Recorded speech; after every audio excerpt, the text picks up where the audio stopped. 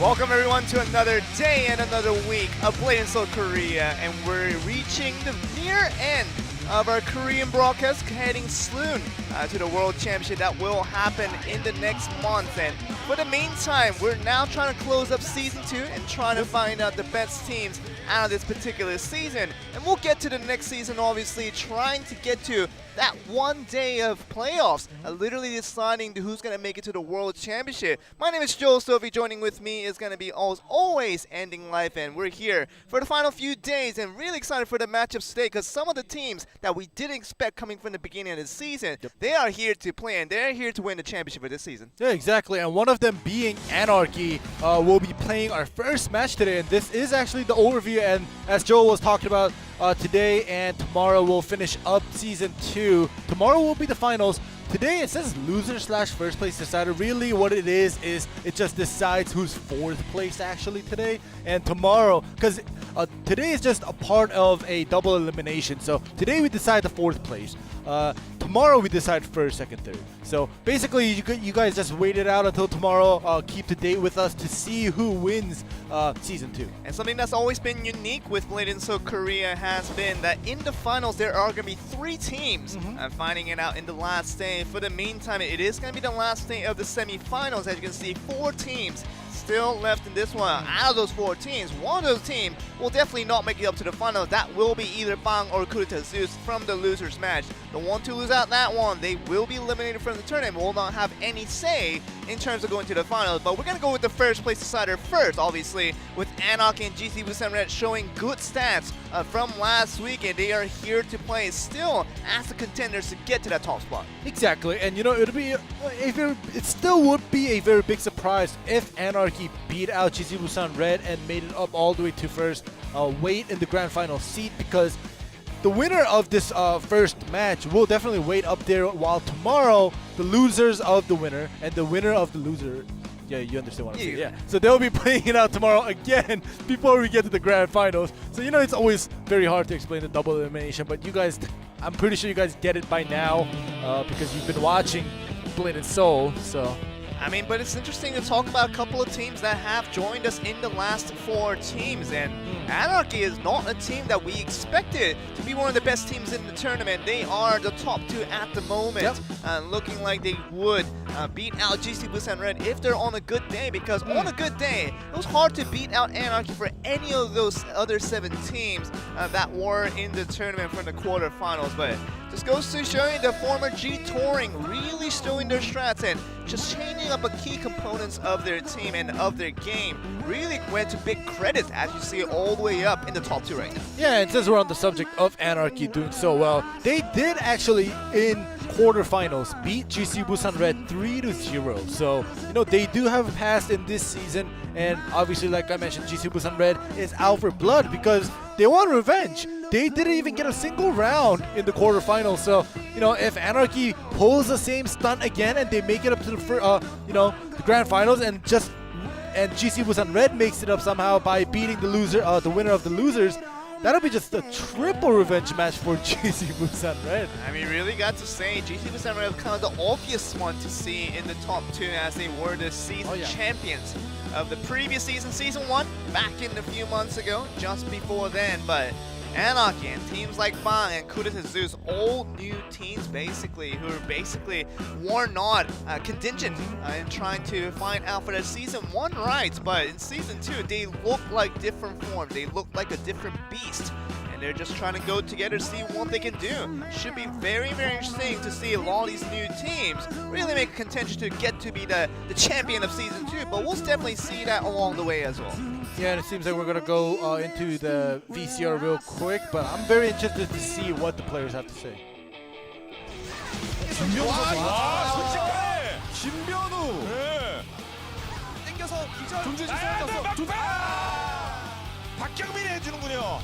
솔직히 우승 각이 좀 보이거든요. 지난 8강 때 레드를 3대0으로 이겼는데 승부 측에서 레드 찍으신 분들은 후회했지요. 1퍼였어요. 이번에는 저희를 찍었을 거라고 믿습니다. 찍어주신 만큼 더 열심히 하겠습니다. 선거 나가 무슨 선거 같은데 이거. GC 부산 최고처럼 보여도 진짜 별거 없거든요. 4대0도 가능할 것 같아요. 뭐가요? 자기들 팀이 욕심이 너무 많아면 안 돼, 그럼. 저번에 8강 때 빼고는 진 기억이 별로 없어요. 이게 좀 급이 맞아야 붙을 수 있는 거잖아요. 망팀과의 경기에서 실망스러운 모습을 보여줘서 거의 바닥을 기어가는 것 같아요. 빵 경기에서는 솔직히 이기고도 찝찝하고 별로 기분이 안 좋았어요. 저희 4대 0을 이상하고 한 건데 2점이나 내준 게 자존심 상합니다. 제 입으로 말하긴 그런데 박경민 선수가 똥을 2번 쌌거든요. 경기하기 전에 똥 2번 쌌는데 또 싸더라고요. 그래도 제가 마지막에 개인전 이기고 마지막 태그 때 우빈이랑 역습 잡아갖고 이긴 거라고 생각하는데 나도 잡았다 이거 우선. 아 죄송합니다. 고치덩어리가 제가 됐네요. 요즘 레드가 하는 거 보면 손흥태 선수가 실수를 더 많이 하는 것 같거든요. 교체를 안 하거나 너무 자신감 있게 막 날뛰다가 죽거나 그런 경우가 많아요. 그거 한 번 가지고 그렇게 말하면 어쩌라는 거죠. 까불이 아나키 팀은 태그 대회만 3년 차인데 이제 결선에 처음 올라오셨어요. 3년 동안 뭐 하신 거예요? 3등도 해본 적 없잖아. 답도 없다. 그래도 레드는 전년도 우승팀인데 기세 등등이 꼴보기 있습니다. 레드팀 우승 타이틀 이제 저희가 가져갈게요. 그럴 생각 없습니다. 저희 2016년도부터 태그 대회 우승 자리를 내준 적이 없어요. 그래서 그건 못 줘요. 이번 시즌에 이제 순탄하게 오셨는데 여기까지이지 않을까. 너무 많은 준비를 할 필요 없다고 생각합니다. 아나키는 3등이 딱이다. 잘했어요.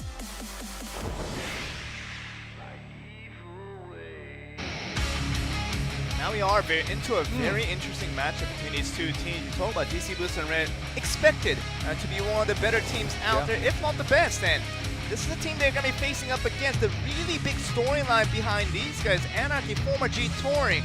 These three guys have been staple together for many, many years now. You talk about 3 years in the making of just performing in tag, and they never really got that far, it seems like.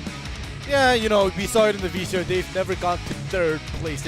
They've never got third place. And I mentioned this before that they've gotten a lot of fourth places. So, yes, they do make it up to the semifinals. They just don't make it past the semifinals. But today, fortunately for Anarchy, even if they lose today and they lose tomorrow, they still get third. Yeah. So, yes, this is good for them. This is the first time ever that they've been this high. Let's see if they'll be able to carry this momentum and do well today. And we're just kind of tracking back to the quarterfinals where they did beat out GC Busan Red in a clean sweep. You gotta remember that. And Yeah. if they can replicate that result in this best of 7, it would have to be a 4-0 sweep. That will be a little bit tougher, but kind of memorizing back to their old forms of how they beat GC Busan Red just a few weeks ago. This could really be a statement being taken by Anarchy, and they could possibly go straight to the finals without even worrying about getting third place.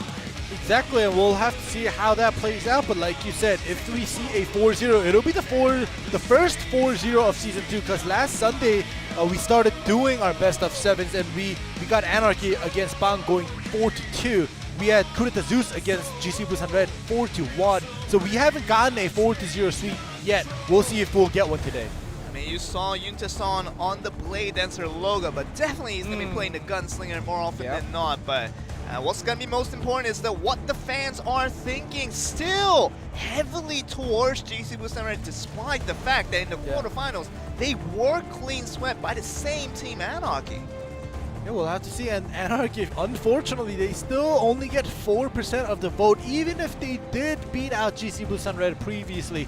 And in the VCR, even they said, you know, I hope you guys vote for us because we're going to win again. And maybe that could actually be true because last time you saw they were 1%. Oh, yeah. And they still won. And they're all the way here. The miracle of the 1%ers. And here they are. 3 guys that have been together for a very, very long time. You talk about Blade, so usually seeing a lot of player switches between the teams. The roster changes is definitely an occurrent thing, but for this team, these guys have been just brothers for longest of time. The brotherhood is actually real. And now we're looking at these teams here, and we're gonna see the composition that has brought them a lot of success so far with the Warlock on Win Cha, Blade Dancer and Byeono Kim, and now the Soul Fighter on the Gyeongmin Park instead of the KFM has brought them a lot of success in this past few weeks. And can they do it again against GC Busan Red? Game 1 should be a good indication of that. Yeah, we'll have to see about that because Sungjin Choi and Junohan usually on the Destroyer and Warlock, but Yuntaesan, like you mentioned, not on the Blade Dancer, but on the Gunslinger. So we'll see if Yuntaesan will not make any mistakes like G Touring, or rather Anarchy has mentioned in the VCR, because Anarchy, that's what they think they were able to beat GC Busan Red because of Yuntae-sun's mistakes in the past. So we'll see how he does today for GC Busan Red.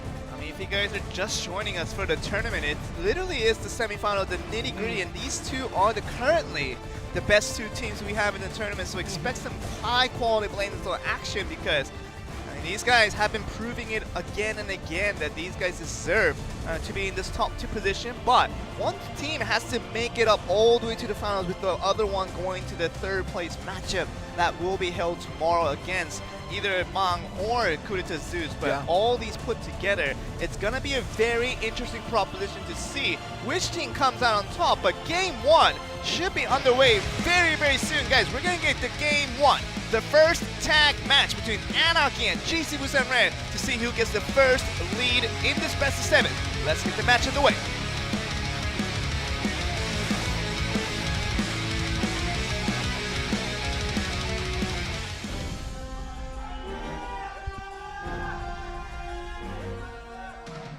So Gyeongin Park, just kind of health being taken a little bit away, but he's gonna heal back up to start off this first game, the opener match. See Junohan trying to pinch him down, trying to get the chip damage in. With that Sanctum, he's going to be safe for now. Junohan and Gyeongmin Park, they're both out of escapes here. Time distortion on both sides, but the interfere comes in from the side of Anarchy. Junohan just does it for himself. That's going to be very important. Starting off and looking like who's going to put the damage in, but Gyeongmin Park, talk about him getting the help in from Byung Kim, but all that matter is that basically you just have to make sure you put in the chip damage in the right time, trying to save your escapes. And you do kind of have to mind your safety because one little mistake could really cost you the entire tag match. Exactly, and Junohan once again, time distortion, just staying out there on the field with just one help of Yuntae-sun before the Gyeongmin Park tagging out, bringing in Byung Kim. We'll see how long Byung Kim will last. Another interfere. Another interfere that comes through, but it's going to be a counter-attack against the way, and Byung Kim, you have to press the tag button, and he does do it in time, and Woo Bin-cha is definitely thankful that one of the team that didn't go out. That's going to be a live Byung Kim, but a very low health Byung Kim as well. But Sung Jin Choi coming from the execute, just destroying the thrall. As soon as the Warlock comes in, Woo Bin-cha in a lot of trouble. Yeah, all he needed was that interfere time. He didn't even need to come out onto the field. And Woo Bin-cha, no throw. This is a big problem, especially when Junohan has his throw, but he doesn't get force tagged out. He uses his tag. So yeah, there we go. Was damaged down and did lose that escape, so wanted to make sure he was safer for the time being. You don't want to go out as the first one, especially if you're the Warlock and Junohan. You're going to see the shackles into going up, and Yuntae-sun trying to get the damage in, but Junohan with the aerial gets it on the counter on the other end. Woo Bin-cha doing a very good job of getting him in there on the aerial, but Sung Jin Choi comes in for a late defensive interfere. Yep, there we go. We get that reset again. Woo Bin-cha versus Junohan. We'll see. Woo Bin-cha has his thrall out. Junohan doesn't. There we go. Finally sets it out. Junohan has to be a little bit careful. Gyeongmin Park, very nice sneaky attack. Junohan in the Coming air for though. the interfere with that interfere on the top. Oh my word, and Junohan is going to be out, and Yuntae-sun, you know how low he is. Sung Jin Choi has to stick around in this field for a very long time. Can't afford to use a tag right now. Oh, Byung Kim! I want to use a tag point, just has to use it. He does have the escape. Oh, in the area. He's gonna risk it, but it's going to be the damage coming on the other end. Sung Jin Choi, this is going to be the huge one. The lightning draw even putting out the damage further, and Sung Jin Choi in a lot of trouble early in this game, and all of a sudden, GC Busan Red had the head turn against their favor. Oh, that chase also happened from Gyeongmin Park, forcing Yuntae-sun to use his escape so low. We'll see if Yuntae-sun will be able to survive. Gyeongmin Park very steadfast and trying to just hold his ground against his very favorable position. You talk about Yuntae-sun being so low, and Sung Jin Choi not too high as well in terms of HP. That means that Yuntae-sun, even though how long health he has, he just has to stick around for the longest of time that he can do it. But it's going to opt to just tag out for Sung Jin Choi. It's not going to be safe too much either. All right, so there's still 3 minutes and 30 seconds until everybody gets to interfere. So basically, other than Seungmin Choi, nobody has points on GC Busan Red. We'll see if Seungmin Choi will last as long as possible until he gets force tagged out. The macro choice was very nice, but look at this damage that comes in with Wubin-chan coming for that late interfere is going to be good enough to knock out the second man from GC Busan Red, and we're starting to smell this cooking again ending. Might just see GC Busan Red get clean swept, just a little maybe, but for the meantime, game one is going to go over to Anarchy. Wow, so clean. 2 of the 3 Anarchy players were very healthy, almost full health. Only one taking some damage that we can actually notice. But GC Busan Red, they have a jinx against Anarchy or something, because you saw in the VCR, they haven't lost after they lost to Anarchy, and they made it all the way up here by just winning back to back to back. But Anarchy, gosh, what happened to these guys? I mean, really, talk about what happened. This is a different question as to, you know, what isn't changing is that Anarchy is looking much, much stronger than GC Busan Red, at least in this game one, and absolutely schooled. GC Busan Red beats every other team in this tournament you talk about, but this one team they cannot defeat is the former G20. They beat multiple times in the past. In past seasons, in past years of Blade and Soul Korea, they've had no trouble against G-Touring in the past, but against this new team of Anarchy, new name, but same team members, of course with a different Soul Fighter instead of the KFM4, Gyeongmin Park, but other than that, what are we supposed to make out of this? There's a huge improvement that is making the GC Busan Red look like fools. Yeah, there's only, you know, one or the other. Anarchy, I keep trying to call it a G-Tournament. Anarchy, you know, Gyeongmin Park switch to Soul Fighter definitely, you know, was something big that added to their composition that the KFM lacked, or they just did a crap load of practice while season one and with season 2 had a break. I mean, you talk about putting the effort in, you can sometimes just overload basically the expectations of everyone. You talk about 4% voting, G-Touring. I'm talking about Anarchy winning out against GC Busan Red. 4% of the entire crowd that is here today. GC Busan Red obviously the favorites, understandably, but here they are looking like a much, much lower skill capped team than Anarchy is. It is, and you know, like we repeatedly mentioned, it is a surprise just to see them all the way up here, Anarchy, and now it's even a bigger surprise that they're doing so well. Oh, this is a challenge up in your face in Gyeongmin Park. KFM, not the Soul Fighter, against Juno Han on the Warlock, and if you send out Juno Han as the first singles player for GC Busan Red, you definitely want to collect that 1 point, because if you send out Juno Han and still don't manage to win, that's a lot of trouble for GC Busan Red. Yeah, that's a biggie no-no. But like you said, Gyeongmin Park bringing out the KFM. It didn't go so well last time. You saw in the VCR as well that, you know, his teammates were blaming him for the 2 losses that they had, and one of them was at least Gyeongmin Park's KFM losing to Bang. So we'll see if Gyeongmin Park will do well this time around with the KFM. That's going to be very important to see if this trend will continue. Game 2 expected now to be a 2-0 advantage for Anarchy, but we're going to find out if that's the case. If Juno Han can come back, it will bring him right back to even. Let's go on to game 2.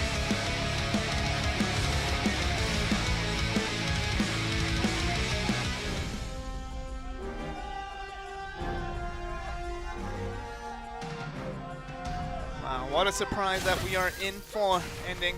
We're here for GC Busan Red, perhaps getting schooled, getting clean swept again in the best of 7 against Anarchy. We'll have to see, because like you mentioned before, Juno Han, sending out Juno Han from GC Busan Red is just, look at this. This is what they want. They just want to get that 1 point. It's like an RPG game where you see the final boss as the first boss. Exactly. That's kind of cheating for the GC Busan Red, but that just means they have to collect the win here. If they don't, then really the stories turn against their tide, and this is going to be bad for GC Busan Red if Juno Han can't manage to win this one.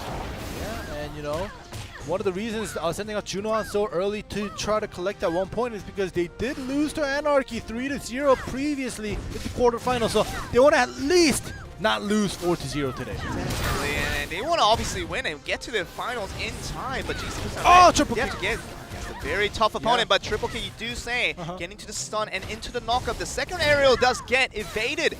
The back row chase does happen. The body swap has to happen from Juno Han. barely gets away. Another stun that comes through. A continuous stun back and Escape. forth, and escape does gosh. come through, meaning that Junohan has to be extra careful here. Yeah, that's not good. No escape for Junohan. Young Park is just gonna go at him 1 CC into the aerial. This might just be it for Junohan. We'll see if he'll be able to. Look at the back row chase, Okay. very nicely done, and this is going to be the one Junohan taking a lot of damage on the other hand. The counter damage and no escape whatsoever. This is going to be Junohan going down, meaning that Gyeongmin Park extends the lead for Anarchy 2-0, and this is looking grimmer and grimmer for GC Busan Red. Yeah, definitely, because especially for Gyeongmin Park, he came out not only to make it a 2-0, but also to redeem himself from last week, giving out rounds to Bang. But wow, Gyeongmin Park definitely took it cautiously and slowly to stagger and take out Junohan's escapes and wait for the perfect opportunity. These guys are coming out of nowhere. Yeah. Where were they in Season 1? They were here. They were here. Anarchy was here in Last Season year 1. they were here. Last year they were here. 3 years ago they were here. They never made it to the finals. Yeah. We never needed to talk about Anarchy or previously G-Touring saying, oh, they might have a chance at finals. They never had a chance. We never actually had the word finals and Anarchy or G-Touring in the same sentence. They did not go parallel. Yeah. That's the problem. And we're on to Wow. a tag match in set 3, and set 4 might just be another singles or tag match. It doesn't matter. Yeah. I feel like Anarchy has this in the bag. As long as they don't get complacent all for those 2 wins, they look like a stronger team than GC Busan Red is. Oh yeah, and you know, we always like to say the first 2 sets is 1 tag and 1 single. So, you know, just 1 match of single and tag, it won't decide everything. So we'll see. Starting set 3 is where it really shows the difference in power, because if set 3 goes to Anarchy once again, that just says, you know, hands down, Anarchy is definitely a better tag team than GC Busan Red this season at least. And this is what the excitement is all about, the best of 7, meaning that anything could happen even despite losing the first 2 games of the round. And now we're looking at Anarchy, still the same competition. GC Busan Red still putting Yuta-san on that gunslinger, believing in his DPS output possibilities, but definitely did not come through in that last game, meaning that Junohan, along with the rest of GC Busan Red, has to just pull it together to at least collect a win, because 3-0 down would make it extremely tough for them to come back through. Yeah, and you know, like I mentioned, 3-0 and Anarchy winning 2 tag matches in a row back-to-back against GC Busan Red. They're gonna just, you know, they're gonna doubt themselves. They're gonna start doubting themselves, and you know, that's not gonna lead to anything good. So let's hope that GC Busan Red could come back in this 3rd set to cut off the momentum of Anarchy. Should be very, very questionable as to how GC Busan Red will come back from this one, but this game has to be it. If they don't come back in game 3, I don't see them coming back at all. We're gonna go to the second one, the second tag match of the series, to see if GC Busan Red can at least get a point. Let's get the match underway.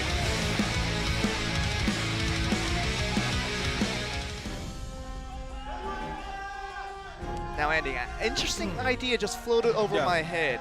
If GC Busan Red loses this one, obviously Anarchy goes straight to the finals. And just imagine if Bang wins their losers matchup and they beat GC Busan Red tomorrow. We might get an Anarchy versus Bang in the finals. That would be insane. That would be. The 2 teams that we never didn't even think about. Never. Well, Bang is a new team, so we definitely didn't think about that. Can we get less than never? Yeah, seriously. Oh my god, that would be crazy. That would be the finals though. Because to see new faces come up all the way to the finals, That's performing exciting. well. Yeah, not by luck, but they're actually performing well if they make it to the finals, because they had loads and loads of games to play to make it up there. So, well, we'll have to see what the outcome is here today. And pretty evenly starting off on both teams. Just a bunch of back rolls. No chase coming through. Wucha already had to use his tag to get him past, but the chase that did come through, this aerial. Piano coming Kim up. interferes in and What? dies! Oh no. He came in Oh, no. for Winchas interfere. Oh no, this is not great at all. He came in to die. Yeah. Okay, this is bad, but looking like this counter damage that will come through. Song Choi very composed, trying to get that iron plating in time. They probably have to be careful. It does have to use that tab escape. Get out, but Yuta-san looking like he's now excited for this opportunity that is going to be a 3v2 scenario. See if they can carry this on. see if Gangmin Park and Woo Bin-cha definitely are enough to do a 2v3 if they create perfect opportunities and dodge out and interfere and save each other at the right moment. We'll see if they'll be able to do that. Yeah, and at least not the worst case scenario is that it was a Blade Dancer that went out. If it was something like the Warlock or even the Soul Fire that went out, that would have meant something very, very different. But Sony Choi trying to just punish them as much as they can, just executing out. And that throw, but another series of execute that will come through with that Fury build. It's almost knocking off Woo Bin-cha. Might just have to use attack point once again. Woo Bin-cha, the only one with the tag already. Everybody out. Byung-Ho Kim is dead and into the area. No. This game is over, I think, this time around. The big mistake made by Byung-Ho Kim's interfere and getting into the aerial and getting focused was not good at all. That was absolutely huge. And you talk about Yuta Song coming in for the interfere almost at the same time, meaning that they probably did not expect that burst damage coming that quickly, meaning that Byung-Ho Kim, he probably just came in for that defensive interfere, but did not know that Yuta Song was going to come in for his own offensive interfere and ended up dying, as you said, in a matter of a second. Exactly, Woo Bin-cha did get into the air, so Byung-Ho Kim came in for that interfere, but they switched their focus. They switched their target to Byung-Ho Kim and left Woo Bin-cha alone, which is why he's still alive right now. And they just focused on Byung-Ho Kim, who came in basically full health. Okay, now this is a game for GC% Red to win 3v2 very early in this game, meaning Son and the rest of GC% Red, if they somehow lose this one, that's gonna be game over. I just don't see them coming off of that mental tilt. They're going to come back from this one. This is a game for them to win, and stun that does come through. Back row does get chased up, and that's going to force out another defensive interfere from Sung-Jin Choi. But we talk about this game being so important for GC% Red just to get a point right back onto the favor. Exactly, and they don't want to lose 2 tags in a row, and there we go. This is it. Choi showing how angry he is. Park, no tag point, meaning that he just has to survive out. Doesn't get pulled in. On the Soul Fighter still wants to find out, but with very, very little HP. Just has to stick around for 10 more seconds, but it's going to be tagged out to a very low health Woo Bin-cha. You have to remember that as you're trying to just progress on with this favor. Yeah, it's not really good news that he gets the force tag out. Chase? Yep. What's happened? Escapes right away. Woo Bin-cha. Joint very, very healthy. You have to just make sure you just stay still and trying to get the stuns when you can. The paper in front of him. You know, Woo Bin-cha's going to stay safe for a while. Let's force out that back row once again. The Destroyer ultimate is not going to lead to a death of Woo Bin-cha, but does carve out some of the HP. Look at it, that's it. Lands that CC, Woo Bin-cha out. Typhoon is going to be the one to finish him off, and Juno Han is going to be the last one in line to finish off this Soul Fighter and make it a 2-1 scoreline. Still seems like GC% Red has a long ways to go, but this win should definitely help their cause as they still trying to progress on with this best of 7. Yeah, and Juno Han coming out. He definitely wants to kill Gyeongmin Park for beating him in the singles. So, perfect timing, right timing. We'll see if Juno Han will be able to finish off Gyeongmin Park cleanly here.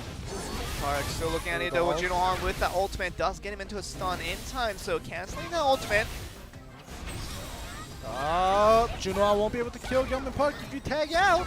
But Gyeongmin Park is going to be the one to die out from immune to stun, and a little bit of poke damage from distance is going to be able to get the job done. And GC% Red back onto a 2-1 deficit still, but just means that they're one step closer to making this comeback a possibility.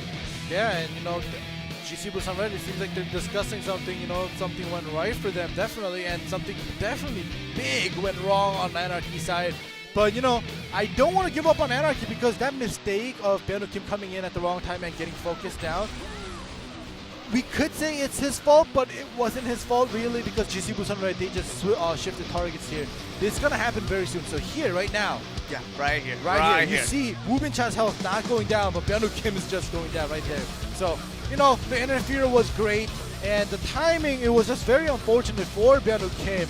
But like I said, the big mistake that we usually don't see Anarchy making actually was made here, which led to their loss. We'll see if the next tag that will come up, as long as Anarchy doesn't make that mistake, they might just be able to beat them again. And it's really still an advantage towards Anarchy, that being 2-1 up means that this next match that will be a roulette. Yep. It's going to be either single or tag, depending on which one it is. Might tell a different story because it seems like on the singles, GC% Red still haven't found their answers yet. We saw extreme contributions from Sunny Choi in the past with that destroyer, but otherwise, Junohan losing on that first single was a huge toll being taken by GC% Red, meaning that next match, depending on what it is, should be very exciting for Anarchy to see their possibilities come through. Yep, here we go. One of the rest who will spin the roulette. What it is though. Roll over to tag match to a tag match to a single to a tag to a single today. Yeah, it's definitely a tag. It's definitely a tag. All that excitement for nothing. Yeah. It's going to be another tag match. Another possible 10 minutes in the bag for set 4 before we get on to set 5. It's going to be a certain thing, but now this is important. The momentum being grabbed by GC% Red. They have to continue on with this to bring this back to even at 2-2. At the same time, Anarchy, they want to somehow limit those mistakes that they just really forced onto themselves in set 3, really just carry on their set 1 performance that they showed in this first match of the day. And if they can do that, 3-1 advantage will look very, very good for Anarchy. Yep, the compositions are the same, and like you mentioned, Joel, they have to do their set 1 performance, not their set 3, because in set 3, Anarchy, they didn't make many mistakes. They just made one huge mistake. You know, the timing was wrong. You know, it was very, it was unfortunate, like I said before, but still, it still counts as a mistake towards Anarchy because Byung-Woo Kim dying out when you come in as an interfere, especially with almost full health, that's just, you know, that's not supposed to happen when you interfere with full health dying out. But let's hope that they don't make that mistake, because if they don't, then I think they're still solid against GC% Red. And really, that theory comes into play where game 1 they look so dominative against GC% Red and Anarchy, but I mean at the game 3, that's a different story when you talk about GC% Red after really forcing that mistake out.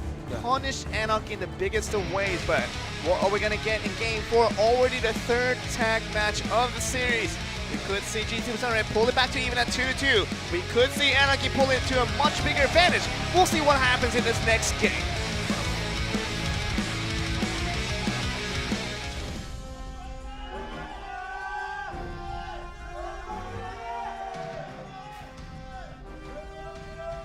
Let's get the match underway. Woobin Cha, Junohan once again out on the field.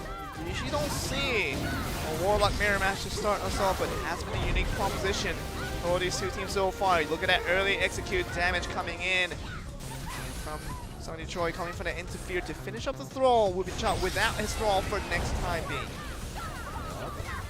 Like you said, usually it's going Park out on the field, but you do see Woobin Cha, but Byung-Woo Kim tags in.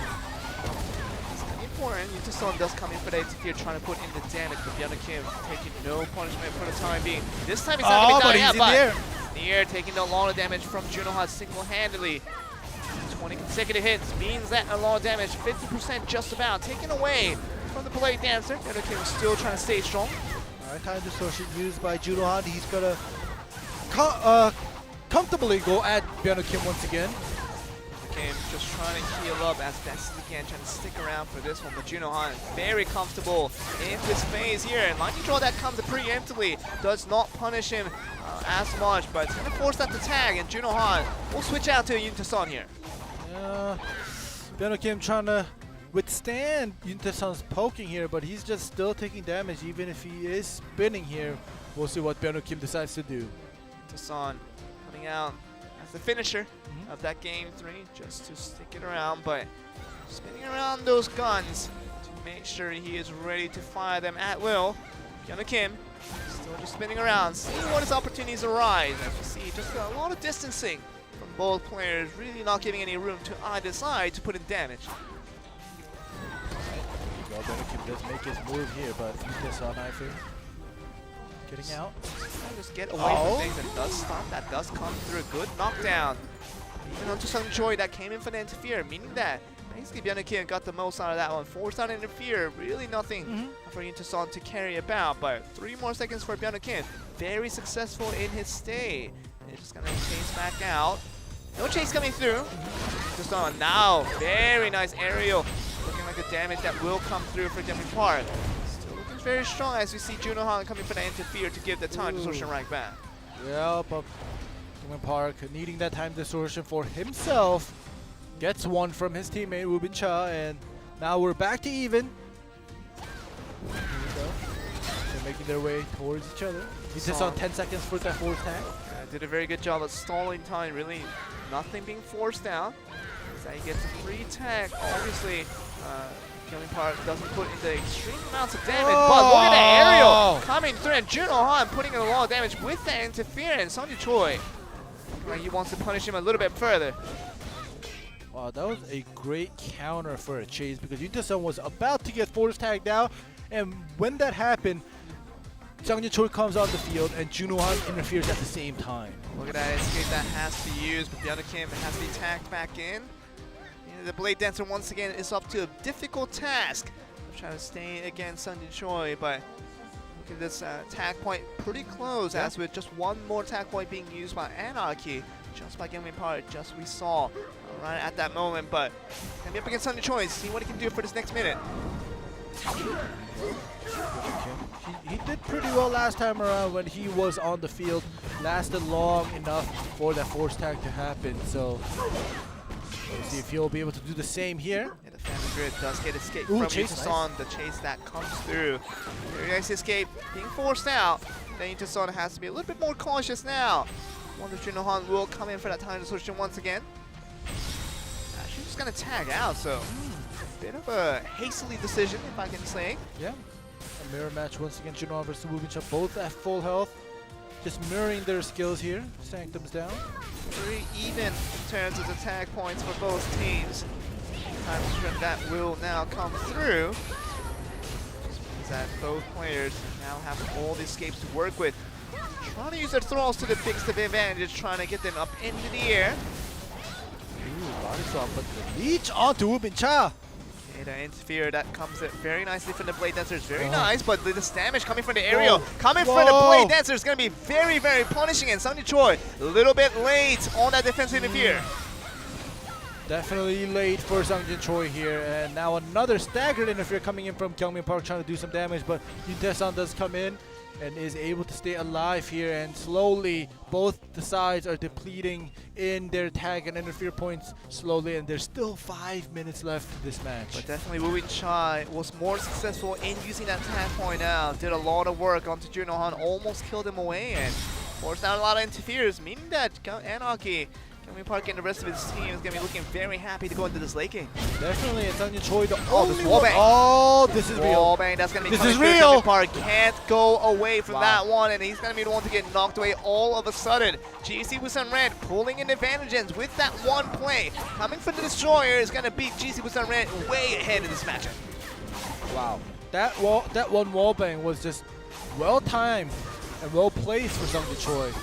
Yeah, we're going to see the ultimate that comes through. That might just come through, but that's going to be the one canceled out. The lightning control is still putting a lot of damage onto the Destroyer. Has to be a little bit careful. Knocked down once again into the aerial, and this might be the finisher. If we can get another knockup that will come through. And a very nice ultimate from the Blade as Byung Kim killing out Junohan and almost Sungjin Choi as well. So all of a sudden we see really the tide turning. Anarchy on the head. Yeah. Sungjin Choi used his last tag point to bring in Junohan, and when Junohan tagged in, you know, the ult procced and killed Junohan and brought Sungjin Choi back on the field. Huge ultimate there from the Blade. That's Byung Kim really proving his worth. Once again trying to get up in the area, but Winchan misses on that one. Trying to get another leech to connect. Just 1 more second on that, and it's going to be the one to just go through Iron Plating to buy some time. But what is Sungjin Choi to do with so low of an HP and no tag point to get out of this one? Wow. Well, remember, nobody. Oh, here it is. Oh, there This we is go. going to be it. Once again, Sungjin Choi, no answers on that one. Had to stay up for 1 minute, but that was too long of a time for the Destroyer without any tag points. Yeah, no tag, no interferes for GG Busan Red. Byung Kim also had that interfere coming in. Now that it's used, he doesn't. But that finished off Sungjin Choi. Good enough of an interfere point used for Byung Kim, and everybody gets one back now. Oh, Yuntasun does get damaged out once again in the aerial. He's going to have to be careful. Gets himself into the aerial. Has to be a little more careful there. You don't want to make yourself vulnerable to those kind of situations, but Yuntasun has to somehow pull off this 1v2. There's looking like a very dangerous proposition to go up against. Lightning Draw that comes a little bit preemptively right on that wall, but doesn't really lead to too much damage. Alright, 10 seconds until Wubincha is force tagged out, and Wubincha has 2 interferes waiting for Yuntaesan when he gets back onto the bench. We'll see how he'll use those 2 interferes. And look how Yuntaesan is just trying to escape from all this, not really putting the damage on the other end. Even if he lasts for the next 2 minutes, he's definitely not going to win on the TKO. Kim slowly making its way, just getting poked though for now. Yuntaesan just trying to move forward here, trying to get the damage in. Oh, into the area, the interfere comes in. That's This is it. This is it, and Yuntaesan will go out, and Anarchy on a 3-1 advantage. And you talk about Byung Kim, the Blade Dancer that went out so early in the game 3. He's the one to contribute in game 4 to bring the victory home for Anarchy. Yeah, very well played for Anarchy when they were still down Gyeongmin Park. It was a 2v3, and they were going on with that 2v3 for a little while. And GC was unable to make that 2v3 advantage into a win. Incredible. And you talk about GC Busan Red kind of being behind in that early game. Yeah. Into that mid game, Junohan pulls off an extreme amount of performance in Seongjin Choi with that wallbang. You talk about doing so well to knock off that first man of the game, the Soul Fighter Gyeongmin Park, going out very early here. And we thought this might be just another run for GC Busan Red to come back in this one, but another counterattack that comes away of Byung Kim on that ultimate from the Blade Dancer, and that's gonna knock out literally a man and a half. And that's really the game changer of that game here. And you talk about this is the first kill that comes through. We thought GC Busan Red would have been ahead here. Yeah, definitely. And like, you know, GC Busan Red, all 3 of them were pretty healthy when that 3v2 were happening. And, you know, they just made mistakes. They were unable to Right here. You know, utilize and save. Yeah. Incredible, Perfect. look at that. Yeah, perfect timing. Well placed by Byung Kim. I can't take anything away from that ult. Great ultimate. You know how hard it is to control that ultimate. Usually in a very sticky situation, but Blade Dance, very well done there. And Byung Kim, this is the reason why he had to stay in for game 3 and not die out in the early. And we might just see a 4-0 sweep, but for the meantime, it is a 3-1, and they do have 1 more singles that they do have to win out. And that will be the clincher for them to go to the finals for the very first time for this team.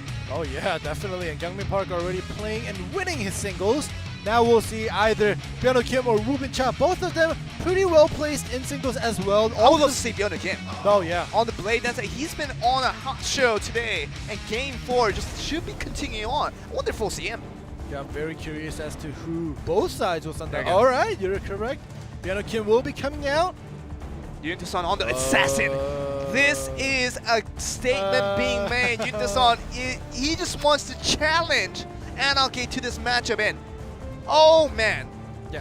whenever we see the assassin from Yuntaesan, whether he was from GC Busan Red or now GC Busan Blue or way back then, it goes one or the other way. Yeah. Either he wins extremely hard, he loses extremely hard. One of the two. Yeah, there's no TKOs, there's no close games. It's either one, like you said. He just owns the other guy or just gets stomped.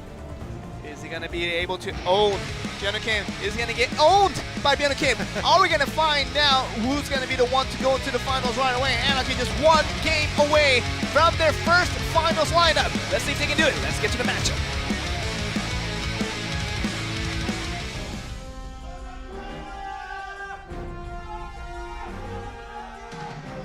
Just an incredible storyline being made by Anarchy. In the season 2. Talk about being surprised to see them on the top of Group A from the quarterfinals, but here they are looking like 1 game away to get to their first finals as a team organization. Gets pulled, he stealths out, but Yuntaesan gets pulled in, and this is not looking great. Phantom Grid, here we go. Stealths out, body swaps, makes his move. Let's have the Lotus. Be a little bit careful, Yuntaesan. Let's try to go for the counter damage as much as can on the webbing. Trying to go for all the damage that could come through. Bombard that will going to continue on the damage, but once again gets up into the area. A second area that will come through. The lightning draw will be right inside. He doesn't use it for the time being. Might just go for a surprise. Lightning draw a little bit later in this time. Ice Mine buys himself some time. The bombard that does come through, but no damage with that frozen. Blade dancer, but Bianca Kim looking like he wants to get it on, but stun that comes through. No It's not escape. good, no 8 escape. seconds left, and Bombard is gonna be enough to finish him off, and one more stun ought to have done it, and you just saw it. Finally pulls it back, and now to a 3-2 score line. GC Boots and Red still have hope.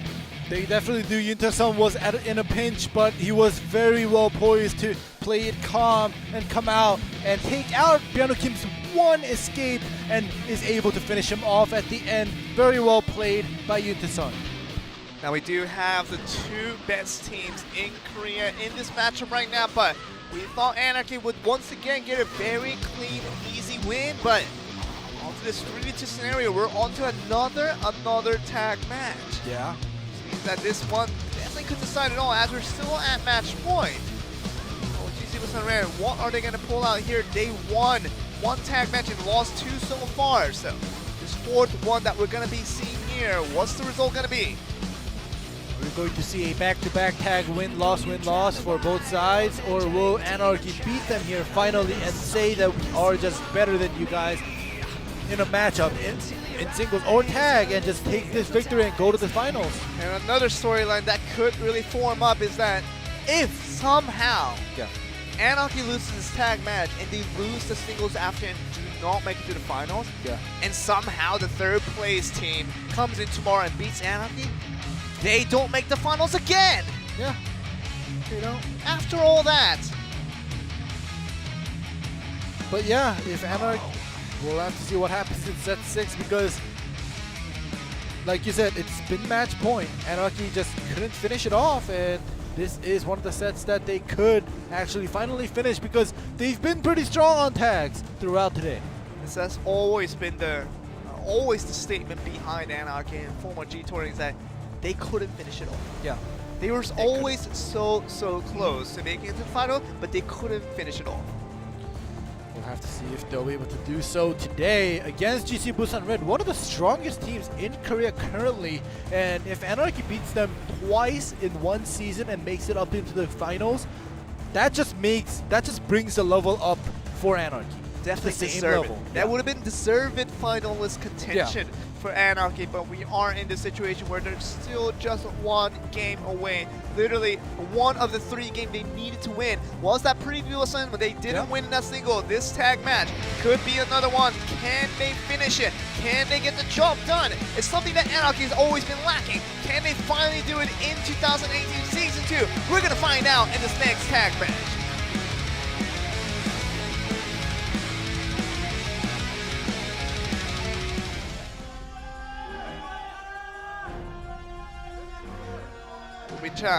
Juno Han.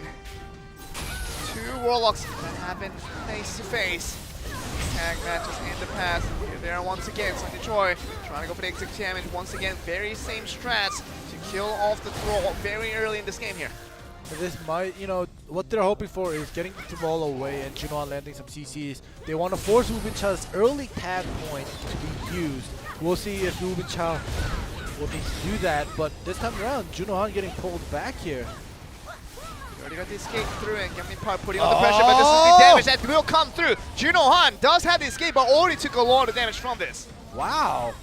Anarchy, especially Woo Bin Cha, having no Thrall, just great backup from his teammates.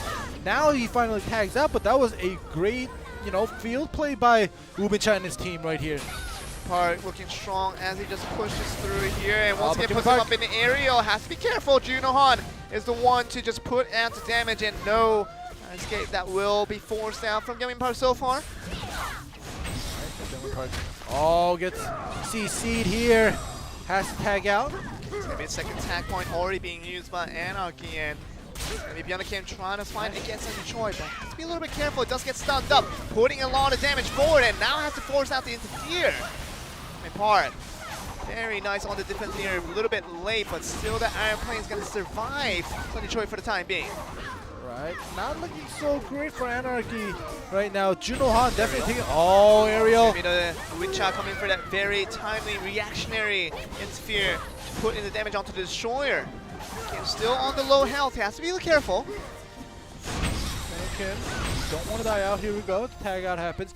Early tags been happening for Anarchy. We'll see if this will lead to their demise, or just using the early tags to stay alive may just bring them success. And you guys still look at GC Red, though. Only one less tag has been used by these guys, so it's not too far ahead in terms of resources. But for the interfere now, still all the same. Giving part trying to put the damage from the above. Son just trying to escape for the time being, once again trying to buy time, but Junohan just giving the time distortion the cooldown right back to this gunslinger. Alright. Yuta-san, Youngman Park both at full health. Both have tag points. They can tag out whenever they need. Standing still, chilling. It's 1 minute. It's both teams really. It's just Yuta-san and Youngman Park still have about just the same in terms of the timer to get that force tag in. So trying to buy the time, trying to look for that right time to go for the damage, and Yuta-san finally finding the mark. Coming out about 30% away from the Soul Fighter. Offensive interfere comes in, here we go. But Youngman Park is the one that's taking some damage here. Yeah, the moving shot that came in, trying to get that defense interfere through, and also with the time distortion, but otherwise nothing really coming from this. Youngman Park still takes a lot of damage from this.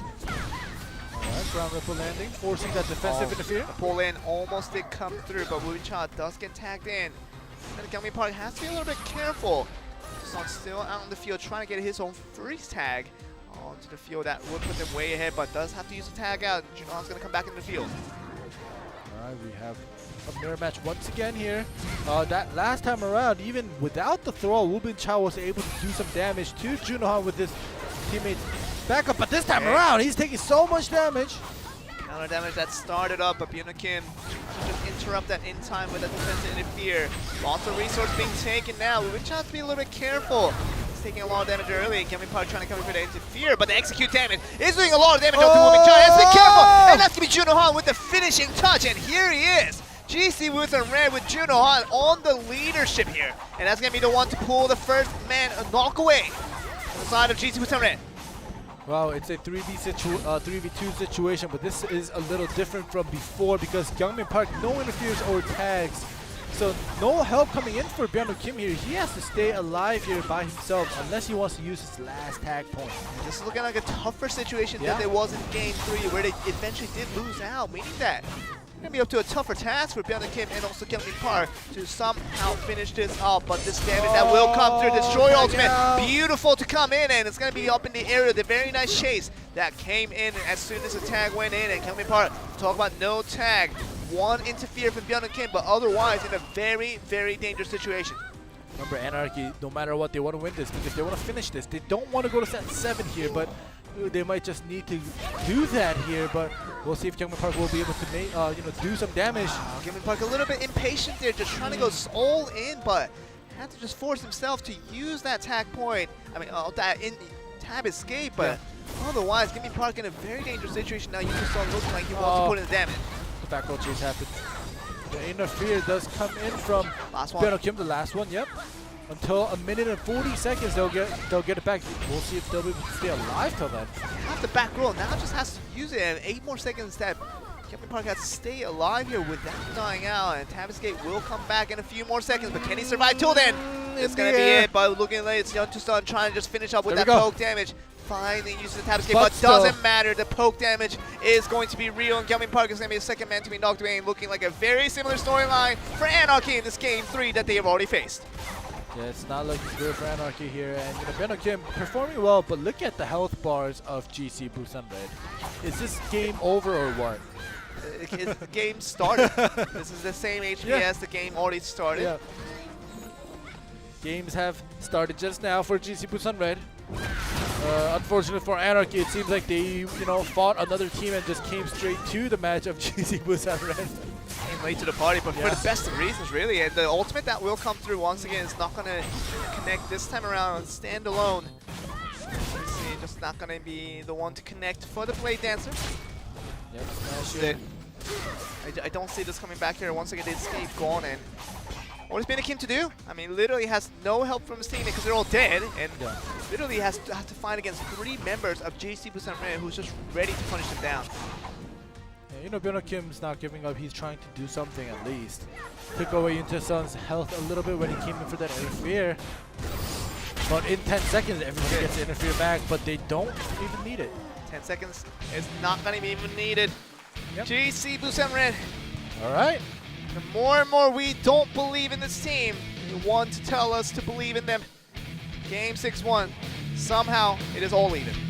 It is.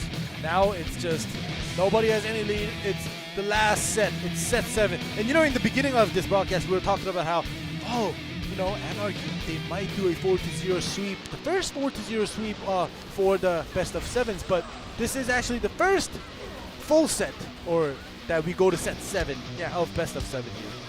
So we don't get a 4-0 sweep, but we do get the full set. So. Oh my. Yeah. So we do get Anarchy. What are they thinking now? I don't know what we should be thinking about Anarchy now, because it feels like such a convincing loss for them in Game 6, and Game 7 obviously will be another single, but oh man, who do you send out if you are Anarchy though? Well, in the beginning of the game when Sungin Choi comes out with the execute to get rid of Woo Bin Cha's thrall, that happened twice already, and it seems like this early game in set 6, they were used to that. They knew how to handle it, so they got rid of Woo Bin Cha's thrall, but Junohan still ended up taking some damage with the help of Anarchy's interferes. So that's okay for them the early game. However, as the game progresses, they don't know how to handle the interferes and the tags as well as GC Busan Red does, because last time one of the tags that Anarchy lost was because of that wrong timing of the interfere coming in from Byung-Woo Kim. So, you know, GC Busan Red, they haven't made any critical mistakes regarding tags or interferes that got them killed. They were just outplayed by Anarchy. So, you know, it just seems as long as Anarchy kind of times and communicates for that interfere and tag points being used, they might still have a chance to go up against GC Busan Red and beat them out in set 7. Oh man. But set 7 will be singles. What am I saying? It's alright. Yeah. You know, it's alright. I don't know what I'm saying either, because it feels like Anarchy were so comfortably ahead, and they literally throw 3 games, and now we're back to even. Oh gosh, this last singles will decide everything. Kyungmin Park won his first single, and we saw Byung-Woo Kim lose out his single. Kyungmin Park is back out. Junohan is back out, as they did in Game 2. Last time around, Kyungmin Park won pretty handily. Yep. Junohan didn't even get to make a statement onto that Game 2. We're in this Game 7, where everything is on the line. Either you go to that 3rd place match tomorrow, or you're already secured to at least be 2nd place. Yeah. Just from this one single match. You know, this last single match has everything. There's so much, you know, at stake, like you just mentioned about, you know, going to 3rd or, you know, getting at least 2nd. But Junohan losing this, loses here, loses to Kyungmin Park twice in a row in one day, and lose for his team. As we've been saying for the past 20 minutes, Anarchy still at match point. They just need one more game win. Can Kyungmin Park get it 2 in a row against Junohan? We're going to find out in this last game of the series.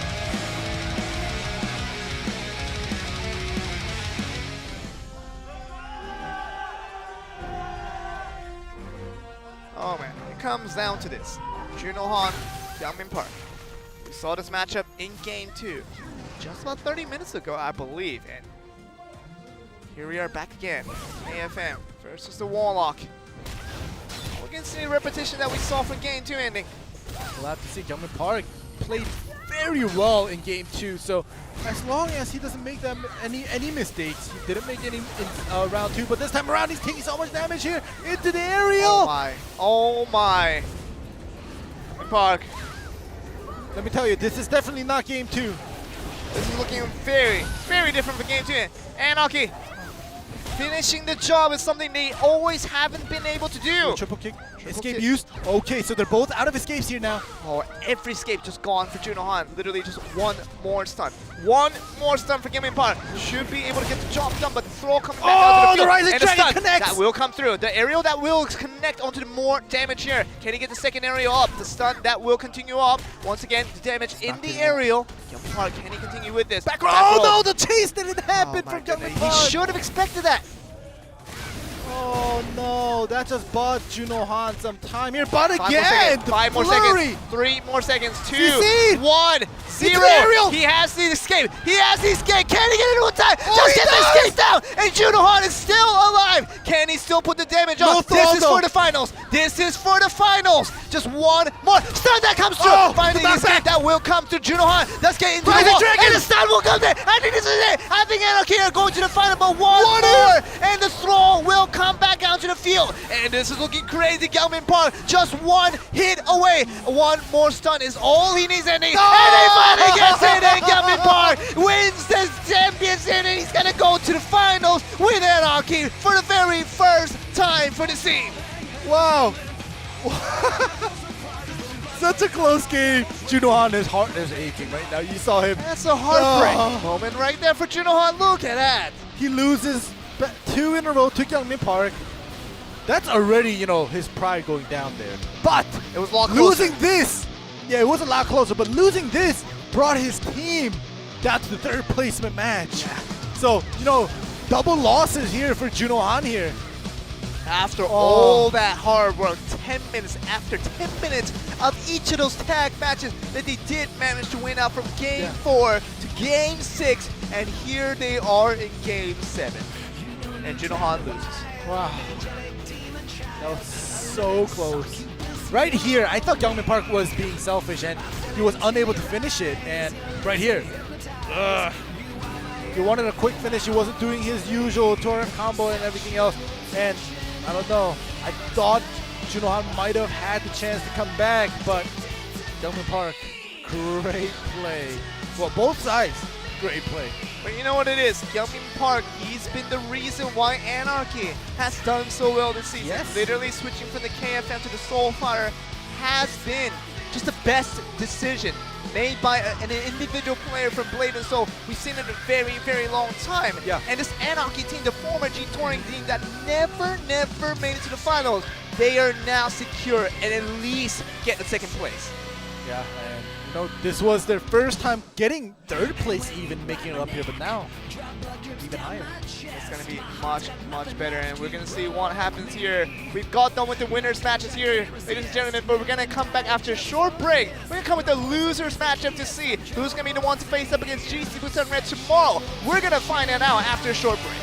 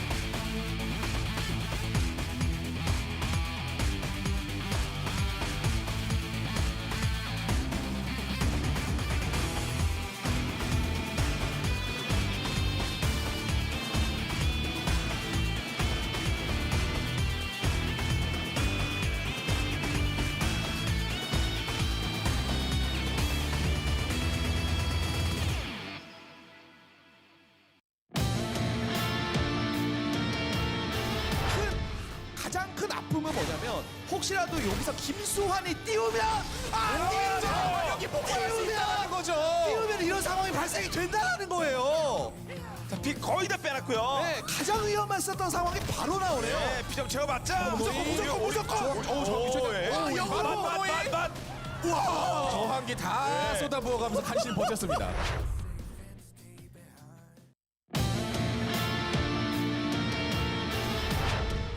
네, 시작입니다. 계속 시작과 동시에 비결질에 맞고 탈출기를 사용하고 있죠. 신영재 스타일이잖아요. 들어간다 난. 자, 깔고 기부르기를 일단 참아보고 내절. 신영진 스타일 피해 받겠는데요? 난 뒤가 없다. 신영진 이렇게 스타일. 해서 해롱해롱 신영진 무릎 꿇고 스타일. 신영진 스타일. 신영진은 뒤를 보지 않아요. 남의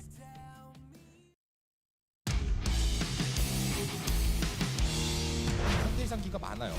얼굴 둘러놓고 본인이 밀어내고요. 빼내고 집요하게 괴롭히죠. 네. 이거 좋네요. 강탈. 이야. 바로 탈기. 살짝 아쉬웠습니다. 네. 이제는 한중 선수 위험할 수 있어요. 공중에 띄우고 공중 콤보 제대로 들어가죠. 또 띄워요. 제차 3차. 이렇게 여유 있게 시간 회복, 타이밍. 기분 좀 좋아.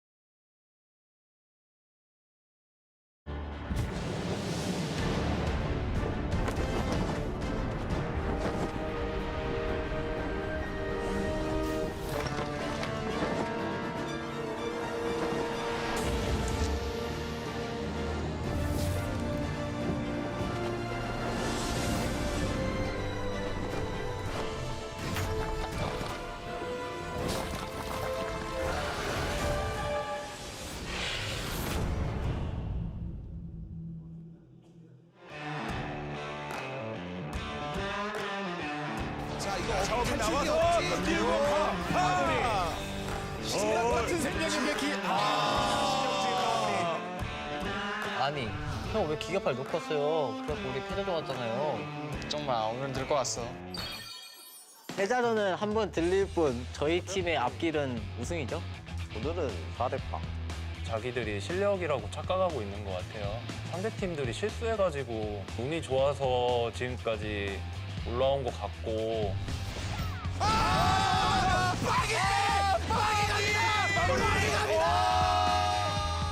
솔직히 아이덱스도 이긴다고 생각은 아예 못했죠. 저는 아이뎁스 찍었어요. 이 역전이네 이거. 아니 제 주변 사람들은 다 저를 안 찍고 제 반대편을 찍더라고요. 주아가 먼저지. 제가 여태까지 다 상대편 찍었는데 이번에는 저희가 이길 것 같아서 저희 팀 찍었습니다. 사실 첫 경기 때는 머리가 좀 길었거든요. 왼쪽 눈을 좀 많이 가리더라고요. 그래서 좀 못했는데 머리 자른 게 신의 한 수였죠. 버스 내리기사 용진이를 불러서 가만히 있으니까 너무 행복한데. 이게 원래 제 실력이었어요. 지난주 경기 때 신용진 선수가 세레머니를 하던데 꼴값 그냥 보는데 되게 어이가 없더라고요. 어려서 패기가 넘치는 건지 제가 부끄럽더라고요. 원래 대회 처음 나오면 신나가지고 그냥 그것도 한때예요. 거기는 진짜 약점이 아닌 사람이 없어요. 그건 팩트야. 덕인이 형이 권사에서 역사로 갈아탄 거거든요. 근데 아직은 대회 나올 정도의 역사가 아니어서 상대 주술사 마령을 일단 먼저 죽이고 시작할 거라서 이상하다, 마령. 특히 약점을 찝어야 돼요. 그 팀 자체가 약해가지고 그냥 하면 이기는데 뭐 약점을 찾고 있어요. 진짜 억울한 팀이에요. 공부 진짜 많이 하는데 성적도 안 나오고. 게임도 브레인이 많이 필요해요. 어이가 없네. 저희 원래 연습 잘 안 해요. 그 팀 북상에서 연습 게임 몇 판 해준 거예요. 빵팀이랑 했었을 때는 태그 매치를 3판 다 이겼었거든요. 아마 이번에도 똑같지 않을까 싶네요. 세 판이라는 게 운으로는 이길 수 있거든요. 근데 네 판까지 실력으로 이기는 건 불가능하다고 생각을 해요.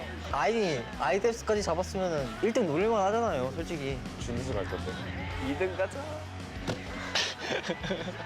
김치국 마시는 거. 지금 상태에서 만족을 해야 될 것 같아요. 4강까지만. 빵팀 안녕.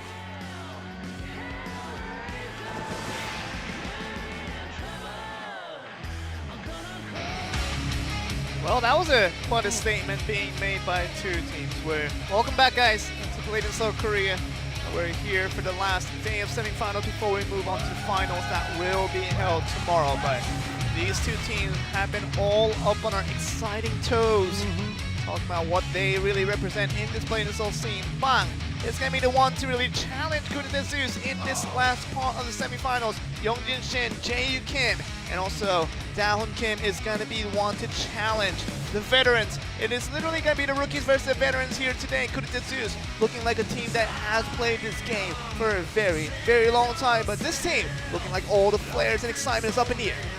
Yeah, we'll have to see how well Bang does. And, you mentioned before that, what if Bang wins today and tomorrow they get to the finals and, goes all the way up and we see Anarchy and Bang all the way at the grand finals. That would be something very exciting.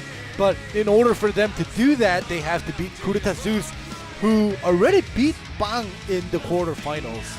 So, really just a Bang after with Youngjin Shin being the main story of this team. After he got a haircut, he's gotten really good. And yeah.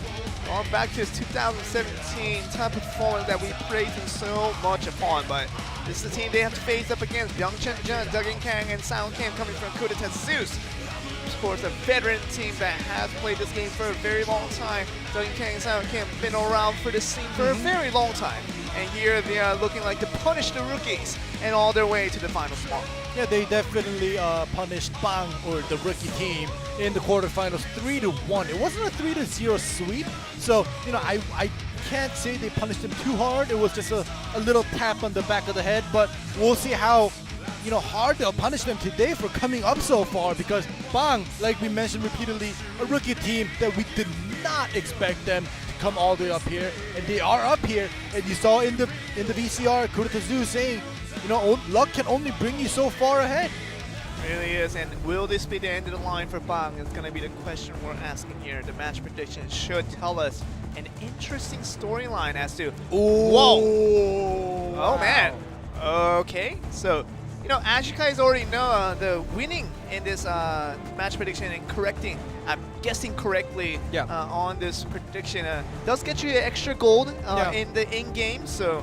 the fans here, they're not voting for nothing. They're voting to literally believe that this team is going to be the one to come out as victors, but Bang is getting the majority of the votes. I think I saw about 81% maybe? It was 81-19. And let's look at this composition. Mirrored exactly.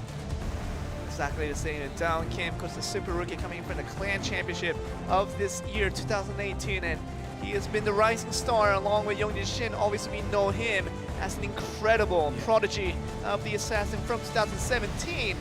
And we still see him joined in by Jae-yu Kim on the Warlock, who has been fantastic for these past couple of weeks, and he's been looking like a very one to keep our eyes upon. But this is the team they are facing up against. Byung-Chun Jun versus Duggan King and Sao Kim, now all in the same team. Are we going to see this game one victory for Bang? Or are we going to see the veterans count down on the rookies? We're going to find out in this game one to see which one takes the win.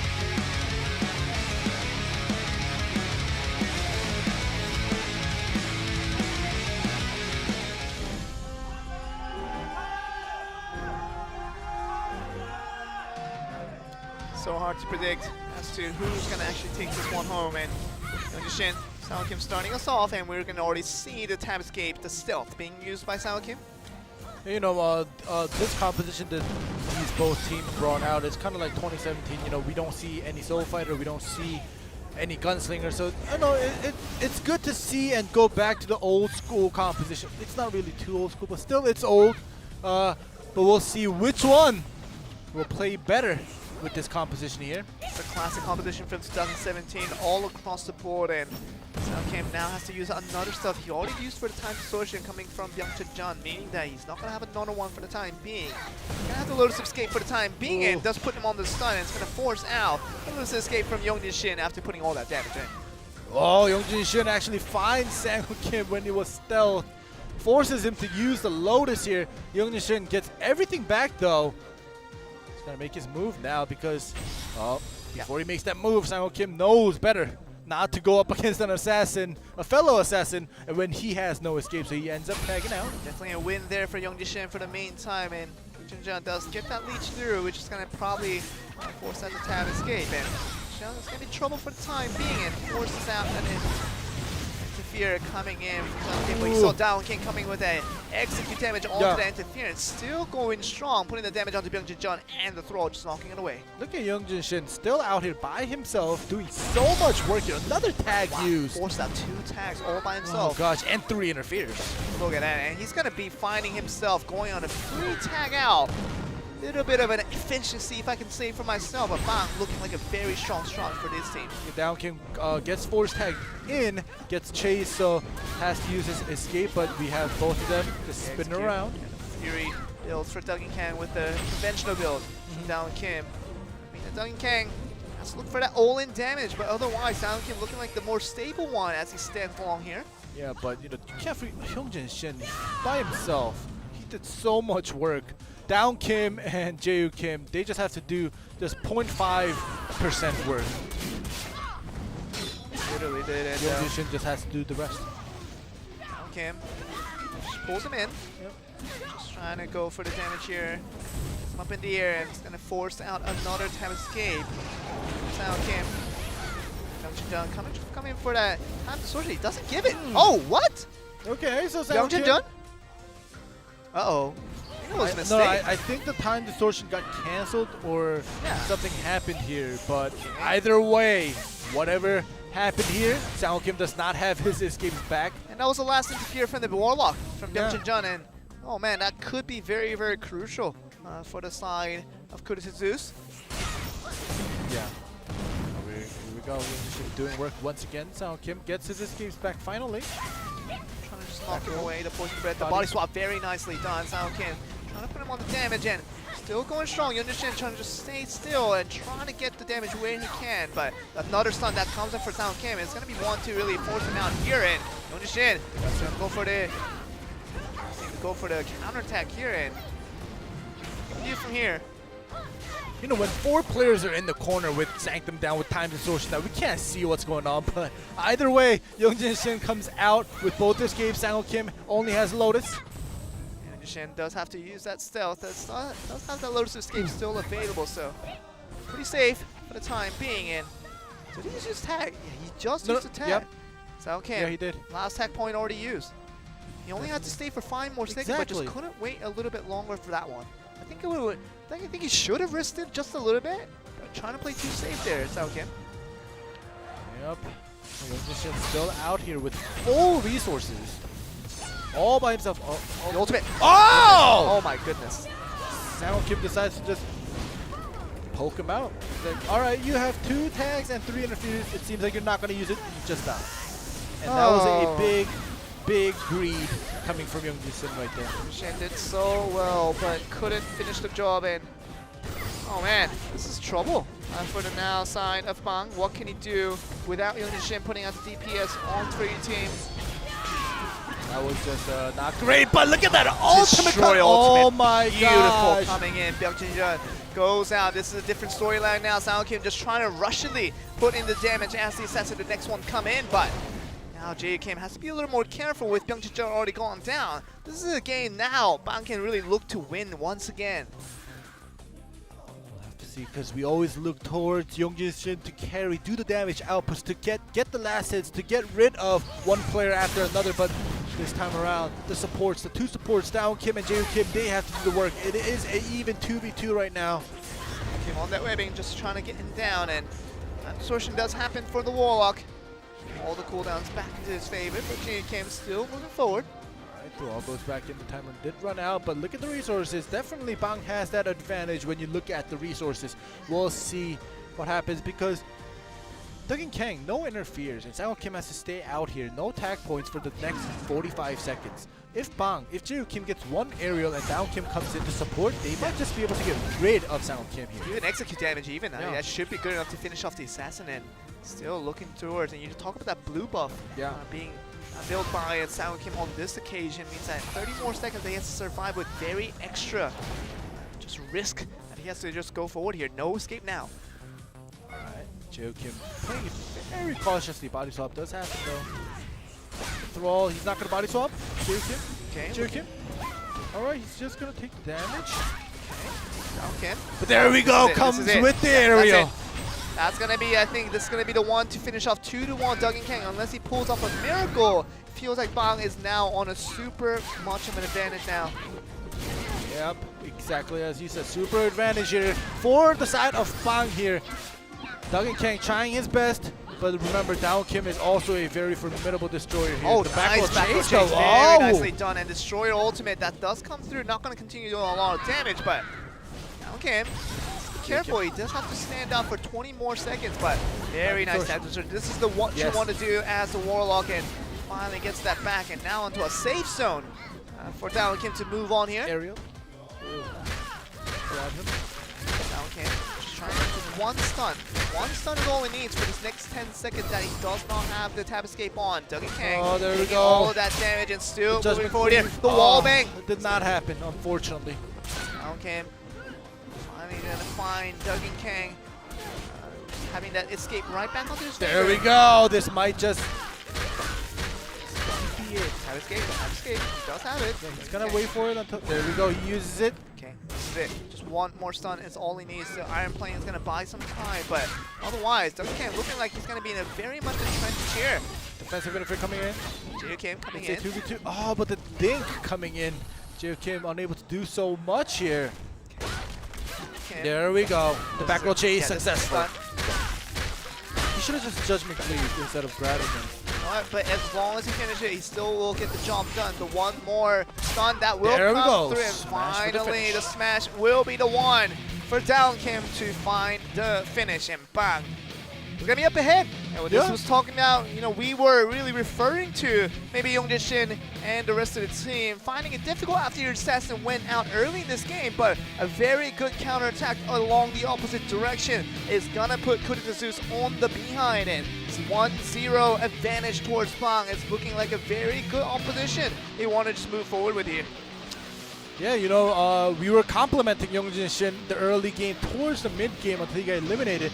You know, he was able to take out 2 tag points and 3 interferes the first time he came out, all by himself. Oh yeah. You know, just asking for one help, one interfere coming in from JUKIM, if I remember correctly. But that was just all Yongjin Shin right there. But he did end up dying in mid game with full resources, so we were kind of like, you know, he was kind of greedy, but the advantage that Yongjin Shin bought for Bang actually in the end played a big role and gave them the win. You know what it is though? Yeah. He forced out 2 tags and 3 interfere points, but he died with 2 tags and 3 interfere points. Okay. So maybe he didn't, basically he just made it even. Yeah, maybe that is. He didn't make it even. So I guess we have to give it up for JUKIM and SangHo, who actually finished off the job that Yongjin Shin left for them in a 3v2 situation. Looking good, and looking so good. I think Bang is like now looking better than maybe Kudeta from season 1. We were talking about them being the super rookie team. Obviously with Byung Hyun-jun on the gunslinger, now he's just all forgotten because he's been eliminated from the quarterfinals. And here we are looking at Bang possibly making it to the final day of competition, and they could at least get third place if they beat out Kurita Zeus, but it's a tough opponent that they have to beat out. I think Duggan Kang and SangHo really wants to make a comeback here. The single is going to bring us SangHo on the assassin. Will it be Yongjin? Oh my goodness, this is it. Yongjin Shin, he's challenged Daeun Choi. He's challenged Daeun Choi in the past and won against. Yeah, he won. And he won against Hyungju Kim too. He did. Yeah. He's won against the best assassins we have all around Korea, and now his next opponent is the online god of Sangwon Kim. Sangwon Kim, when he performs well, he sometimes becomes a little bit of an offline god, sometimes, very rarely, but he does have the moments. We'll see if today will be the moment. Next one in the challenge in line for the Super Rookie Yongjin Shin is gonna be Sangwon Kim, an assassin mirror match for this game too. Let's see who gets the advantage. Let's get the match underway.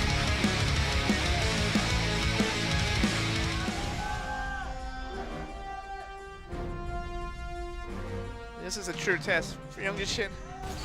He's beat Daeyeon Chul, he's beat Hyungju Kim. Now he has Sangwon Kim in line for this assassin mirror match. Very nice Sangwon stun. Kim out of stealth, and he's getting the combo from Yongjin Shin already. The webbing. Swimming through and finally gets that Lotus escape. Oh, another stun that might just come through the back roll. Doesn't get chased out. Yongjin Shin has to use the Lotus escape. There we go. Oh, stealth, they're both staggered now. This is actually looking very well for Sangwon Kim, actually. Getting his stealth back in 5 seconds. Yongjin Shin having used both escapes recently. Once he sees Sangwon Kim could finish this. He only needs. But Yongjin making his move though. Another stealth. Count it out. Oh my god. Another one. Another stun that probably might just finish Oh, the game Yongjin. here. He's gonna get the combo. He's gonna get the combo. It might just be it. 5 more seconds. Can he survive 5 more seconds? 3 more. He couldn't do it. It was a good try when he had no escapes. He forced out Sangwon Kim's stealth.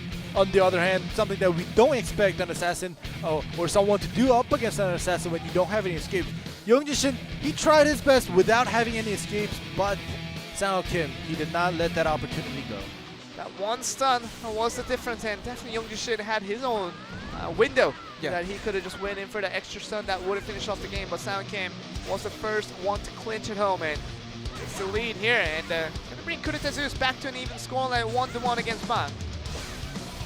I'm just looking at the replay right now, and wow, it was just, you know, it was very well played on both sides. They just skipped the moment where Yongjin Shin, you know, tried his last and took his last breath when he took out Sangwon Kim's stealth and tried to make it even.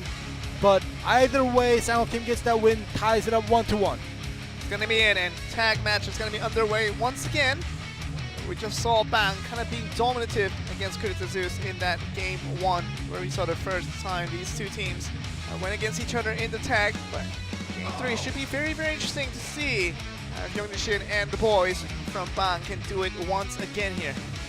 We'll have to see, and you know, Bang, if you remember, they ended up winning a 3v2 with Yongjin Shin going out in mid-game with all the resources full, and they were still able to win.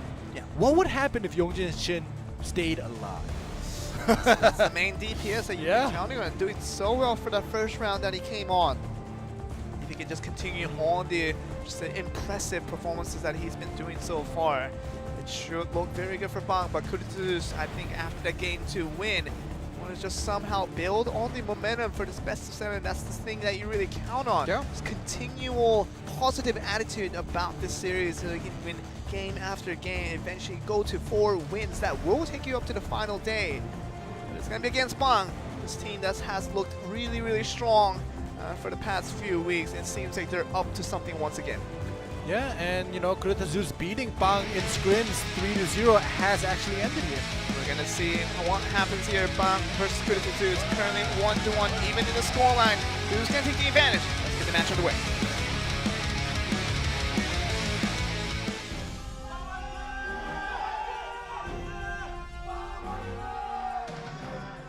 Yongjin Shin, Sangwon Kim.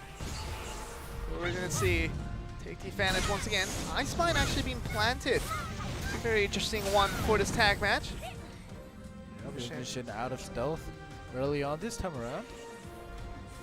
So just push forward here and try to force out, and once again a tab escape along with Lotus escape now gone, but it's going to get it all right back. J Kim coming in trying to interfere for that time distortion. Not looking great. Sangwon Kim doing well here, forcing Yongjin Shin to use all his escapes, taking away his mobility and his confidence. forcing Young Shin back. We usually never see Young Shin just, staying at the wall, but this time around, he knows something's changed. He does, and Young Shin has to move forward here and trying to put the damage on the Saokin, but more importantly, force out the escapes is what he has to do. Body bump. Nice stun, we that go. will come through, and that's going to be the escape now gone. He's going to get the escapes right back with Byung-Chun coming in for that time distortion interfere. Shin does have his stealth. Gets knocked down by the mine. Stealth used. No time distortion means that Young-Shin is in a very dangerous situation. But the defensive interference and execute! Oh my goodness. Oh my goodness, Young-Shin. If this is a time that you have to get out, this might be the time to do it. He's still staying in here. Very aggressive. Alright, tag out. There we go. Finally, thank you. Finally does do it. Jae Kim comes out onto the field. He's used the back roll. No chase coming in, and Sao Kim kind of used his own tag as well, so pretty even after all of that, and gonna be one tag used on both sides here. Yep, and the points and the resources, as you say, are pretty even. We do have the Warlock Mirror going on here. Both of these Warlocks aren't there on the team for the damage output, mostly for the supports of their carries. We'll see how they will do here.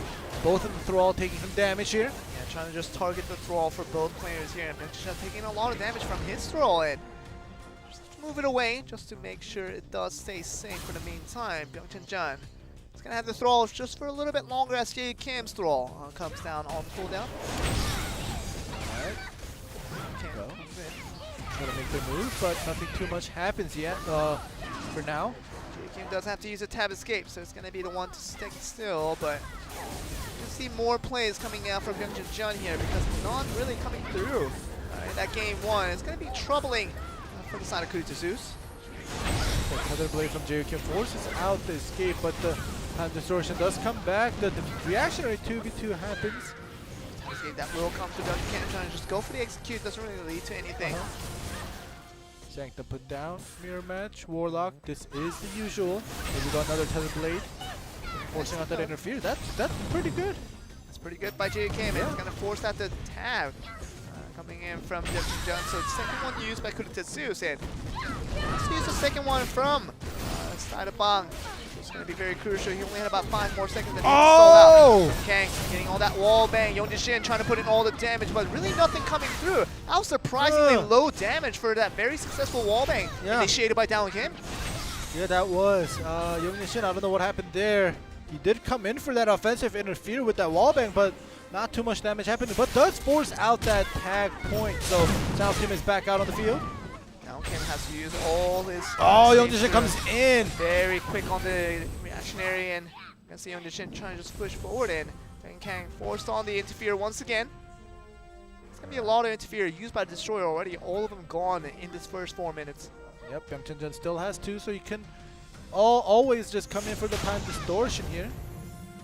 Just going in Viz here for both teams, and for the Assassins, depends on who gets the crucial stun up. And alright, Jae Kim does come in for the time distortion, but Young Shin was getting his bag within 10 seconds, so I don't know if that was really necessary, but here we go, another escape trade going on with the time distortion coming in. Okay.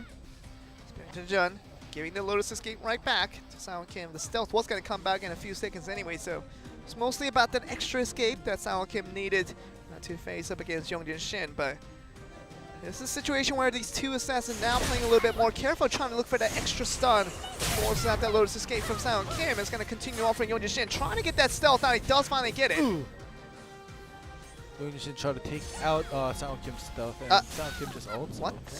Okay. It was just for show, but it does take out Young Shin's stealth here. Okay. All the body swaps that are happening back and forth, and Young Shin doesn't have. He has to be a little bit careful. Oh! Young Shin. Knockback from the Typhoon. Down Kim stays in here and just gonna try to really risk that 10 seconds, but it's not gonna be worth it as it in all in the end. Gonna use that last tag point by Young Shin to get out of here. Alright, the back roll chase does happen. Deng Kang out of escapes. Okay, Down Kim just getting away from the Destroyer ultimate from Deng Kang. Gets pulled in. Overall, the resources looking great for Bang right now. Kurita Zeus, only Byung-Chun has one tag and interfere, so Definitely he is, and they're still looking like a strong opposition to move forward. Byung-Chin Jun trying to just jump around, skip around, see if he can just get to a new location without getting damaged by the destroyer, but he really got to do anything so far today, and like another game once again where it's just Thrall just helplessly being damaged out by the destroyer, but trying to get the counter damage on the other end. Right down Kim, he might need to tag out all into the aerial. Oh, very nice area, but couldn't connect, and JUK, nothing coming from that. It's a little bit slow on the reactionary. I think he could have gone for a lot of damage there. Yep. But well, remember, they don't have any tags left, Bang. You have to know, get one by one, get rid of them when they have no tags. This is your chance, Bang. Secure this win. It really is, and you just have to make sure that you know that you have so much interfere than their opponents, and it's going to be Kudis Zeus with literally no tag points and just one interfere points after all that. 18 seconds more, and they're going to get all the interfere points right back, so I wonder if JUK and the rest of the Bang will try to get an advantage here for these next 10 seconds. They have to, and you know, I gotta say JUK too passive here. Sao Kim is out of both escapes. I'm thinking that JUK knows that. They should know it. If he doesn't know it, that's definitely not something a pro player should, you know, not know, because 20 seconds of the cooldown you should be able to calculate. Maybe not down to the every single second, but now Sao Kim gets it back, and now he's being aggressive. JUK just let him get his escapes back. He's gonna get stunned up himself, and he has to use that body swap, but okay, we're gonna see the ultimate chained up. Definitely not gonna connect with all that distance being covered up, but okay, just trying to move forward, see what he can do. I don't know, JU, he's too passive. He can't make an opening for himself, and you know, great Warlock players, they know how to make openings. They know how to make their own opportunities, but JUK, definitely a support player, and he goes back in, tags out. Young-Jishin does come in. Everybody gets here, interferes back as well. Chinjan just trying to get that time distortion back, but still has to use that stealth. It's gonna be Young-Jishin. It's gonna have that 30 seconds more that he has to split out. This time against Duggan Kang though. So he's trying to negate that knockdown from mine. Shin just going invis, see what he can do from this distance. Just trying to just have that extra 10 seconds to get his stealth right back. He puts down that Lotus, and like you said, he does get his stealth back very soon, making his aggressive move right away. Persistence used by Duggan Kang. Persistence is going to be the one to save Duggan Kang for the meantime. Oh, the dink. Just make sure you don't get into another stun. A little more careful, Sao Kim, just trying to damage out while he's out in the field. That time distortion does give Young-Jishin his Lotus back. Shin gets one to knockdown, and very good back roll chase that does happen, and Sao Kim on the execute doing a lot of damage, and Young-Jishin getting the heal right back. Be the one winning out in trade. Duggan Kang in a little bit of trouble here. Definitely in a little bit of trouble. 30 more seconds for him to endure here until that force tag ends. You see the clock turn red. 50 seconds until that TKO. It's going to be the Lotus escape to go out. Young-Jishin just trying to go for all that damage. Duggan Kang finding it difficult now. Sao Kim getting damaged now, and Young-Jishin, he's just still trying to go for all that damage. The stuns coming left and right. He has to be a little more careful here. 5 more seconds that he has to stay in. He's going to be the one to go. Just fine, and Duggan Kang is in a very dangerous, spamming it left and right here. And Duggan Kang comes out onto the field, and see what he can do. Young-Jishin, he's going to be trying to just help out with all that damage coming through. 20 more seconds before we go to the TKO. It's going to be the important one for Duggan Kang to put out as much damage as he can. Alright, here we go. Sao Kim is out. 10 seconds is definitely more than enough to do some damage. Outputs here, body swap. Okay, do we hear ultimate, but really not seeing it visually, but okay. 3 more seconds. What else does he need to do? Putting out all that damage, all the execute damage. Okay, that was crucial in the end. So we're gonna see what all that change led to. Duggan Kang and the rest of Bang looking like they put a lot more damage down. Yeah, they definitely did. But that's it. All right. So that's gonna be huge, actually, about 40,000. Yeah. That's a huge difference that really makes all the difference. And another victory going over to Bang is gonna get Emma 2-1 advantage in this game 3. So game 4 gonna be decided by the roulette. It's gonna be a very comfortable situation for Bang. It definitely is, and you know, we talked about this in the first match against Anarchy and GC Busan Red. where, you know, if Anarchy beats GG Busan Red in the tag match back-to-back, that's going to give them the momentum and the confidence in tag at least. And for Bang here versus Kurita Zeus, winning 2 tags, set 1 and set 3, this just proves that Bang is definitely a better tag match player or a team compared to Kurita Zeus. Even though they did lose out in the singles, we'll see if Bang has other answers for singles. But in the meantime, tag match, Bang is just so stable right now.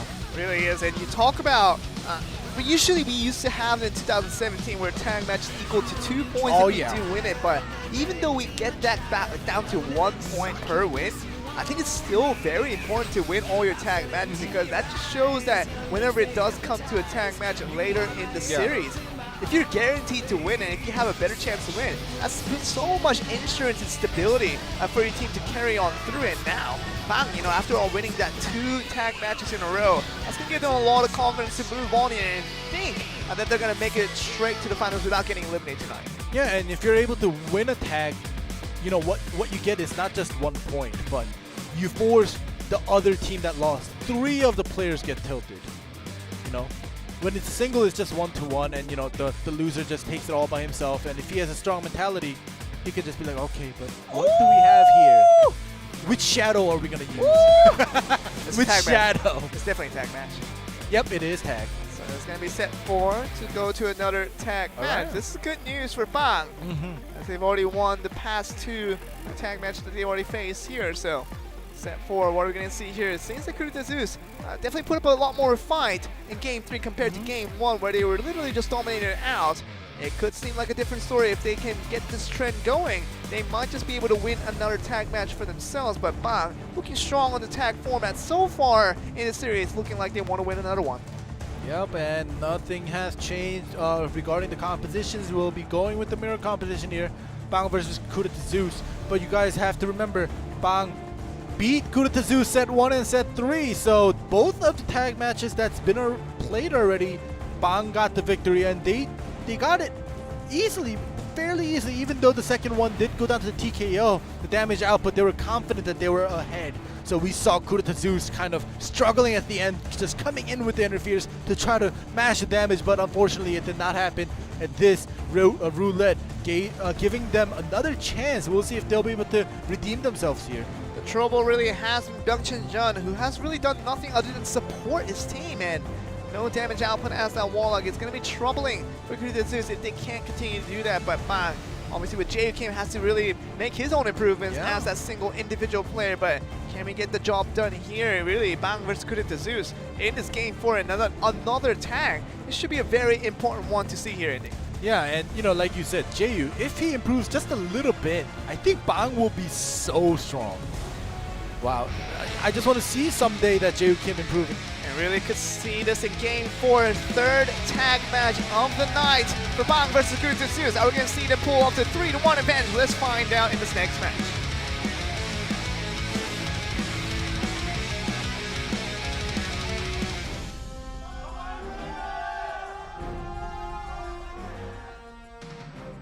Young Shin versus Sound Kim out on the field. See what happens here. See the ice mine being planted down. The landmine now being popped. Shin still trying to force out that stealth, which he does, and force another back run to another stun. Oh, double! Wow, double knockdown, very timely to get that done, and might just have to put down Lotus in case another stun does come to Young Shin. Shin. Stealth being used, okay. So they do trade eventually, both stealth and Lotus of Escape. Sound Kim does get it back. Same goes for Young Shin. Young Shin just moving on here and see what he can make out of this situation. Sound Kim trying to stay still for the time being. He does get all of his escapes back, meaning that he has to be a little careful. Does have to use that Lotus Escape down, and Young Shin looking very comfortable once again. Body swap very nicely to another stun, and might just have to force out that stealth from him once again. And very, very dangerous situation, and stealth again. This time around, Sound Kim going at Young Shin, forcing him to use the Lotus. So both of them using the Lotus, they both have stealth still. Young Shin just getting another stun through, and that's going to be another one. Time to switch does finally come through, and Young Shin Now looking like the game one, Young-Jin has done so much for his team already, and once again in game 4, looking like the same proposition. Slowly but surely, Young-Jin forcing out the resources out of Kudeta Zeus, both having only 10 seconds. Sang-ho Kim makes his move. Oh, Young-Jin, look at his health! Oh my. Oh no.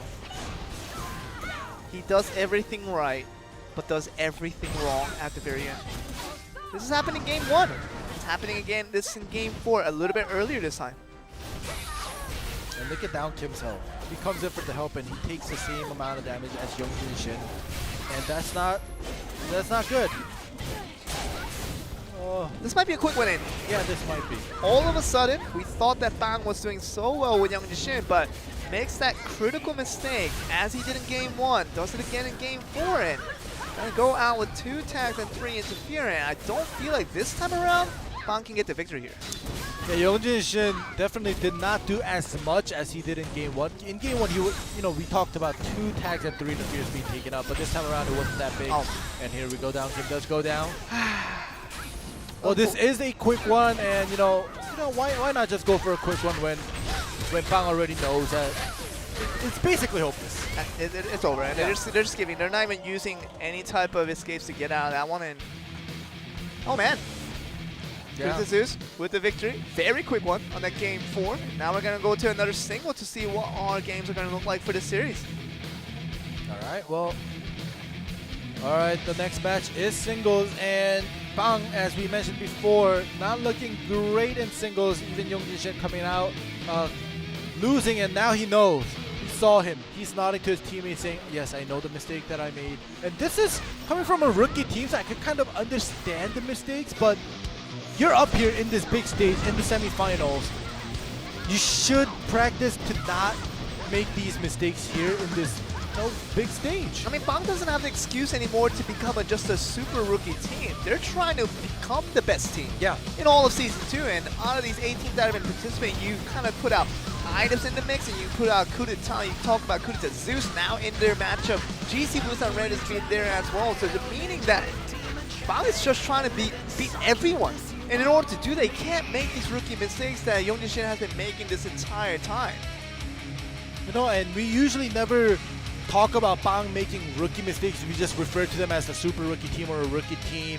But today is, I think, the first time that we actually talking about, rookie mistakes being made by Bang. And, we try to avoid that, saying, Bang making rookie mistakes because they're a rookie team. We didn't want to relate that, but they haven't made those mistakes yet up until now. And, it's not looking great when you do that in the semifinals. It's going to be another single, and they haven't looked good in the last time they did play the single.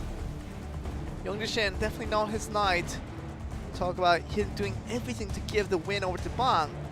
And they're going to do everything to take that away as well. So Jae Kim, Dougie Kang is going to be the one to stand up in line. KFM versus Warlock. Very interesting matchup, as we usually like to see the KFM. As long as he can get the stun up, should be a very easy matchup for him. Yeah, we saw in the previous matchup against Anarchy versus GC Busan Red, Junon versus Gyeongmin Park.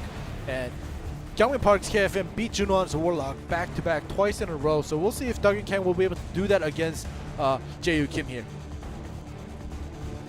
And it should be very interesting. Talk about Jae Kim. He's been on the uprise, trying to do well for his team, but really the story has always usually been about Young-Jin and Down Kim, but Jae Kim, he's always been in the shadows, and finally a time for him to prove himself in this 1v1, a very crucial one. If they want to make it to the finals, they have to beat out Dougie Kang on the KFM. Yeah, and we usually talk about Jae Kim kind of being passive during the tag matches, and we talk about how he should try to improve, or rather be more offensive, because he's good at being passive. He's good at being the support for the team, but now he has to work on his offensive movements and skills. So this singles will definitely show us if he's able to pull his own weight on a 1v1 against Dougie Kang's KFM. That's going to be very interesting to see if Jae Kim can get it done, because now all even.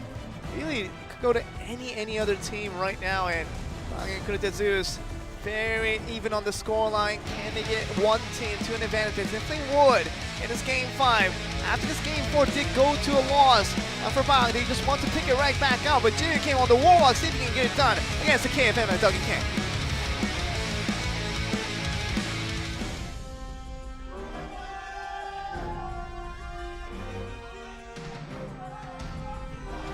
Kim versus Duggan Kang. What are we gonna see from here? The Warlock versus KFM, not a usual match that we like to see in 1v1. Yeah, but Duggan Kang definitely a veteran in KFM. We'll see if he's able to prove that to us once again here going up against Jae Kim. Or if Jae Kim will show us that he does have the offensive skills. He's just playing passive, and look at this right now. Damage going in, forcing out Have Escape already from Duggan Kang. Back roll chase again. Nicely done. This might just be it. 27 more seconds. That's Okay. all it is. Wow. Here came full health. He's gonna smile his way to a victory. All right. 3-2 advantage for Bang. On a match point now. That was quick. That was quick. You know, I was talking about how passive Jae Kim was and needed to improve on this offensive skills and pull his own weight, and he's just telling me to shut up. I mean, someone else that needs to shut up is gonna be Duggan Kang. After he did nothing, literally nothing on that game number 5 in. Oh man, against this rookie Warlock. Exactly. Don't win with the KFN. There's a problem here, ending. There is a big problem here in this set 5, and you know, congrats to Jae Kim for winning, but the problem is Jae Kim winning, especially for Duggan Kang, because Duggan Kang is a super veteran. Jae Kim might be a super rookie, but still, veterans should be able to take on or outplay the rookies, but this time around, Jae Kim outplays Duggan Kang, and like you said before, Bang takes that lead 3-2. It really should be very important as to what Bang can do. And with the lead that they have, one more game is needed for them to win, but it's going to be another tag match, which they've already won 2 out of 3.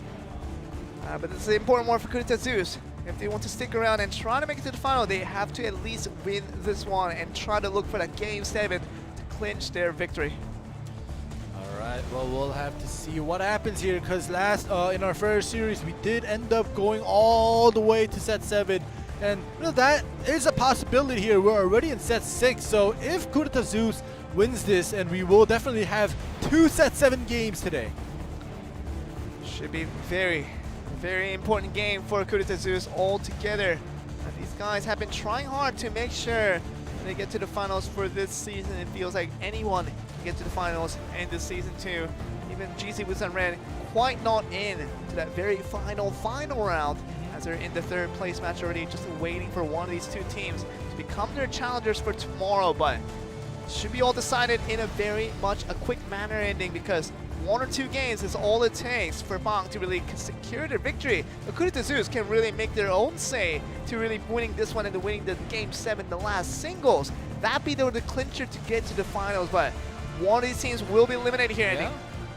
We'll have to see which team will be going up, or will we be going to set 7? Let's go on to game 6, potentially a match point for Bang. If they can win this one in this next tag, they have been doing well so far. See if they can get it on this 4th try. Let's see if they can beat out Kurita Zeus.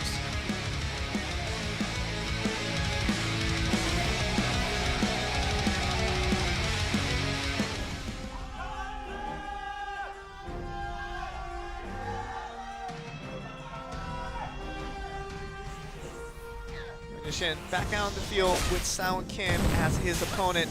You can see the early stealth from both players actually, so he's just benching it up here. It might just call up on the Warlocks to give the time distortion right back, but it's actually going to be the first interfere coming from Duggan Kang actually.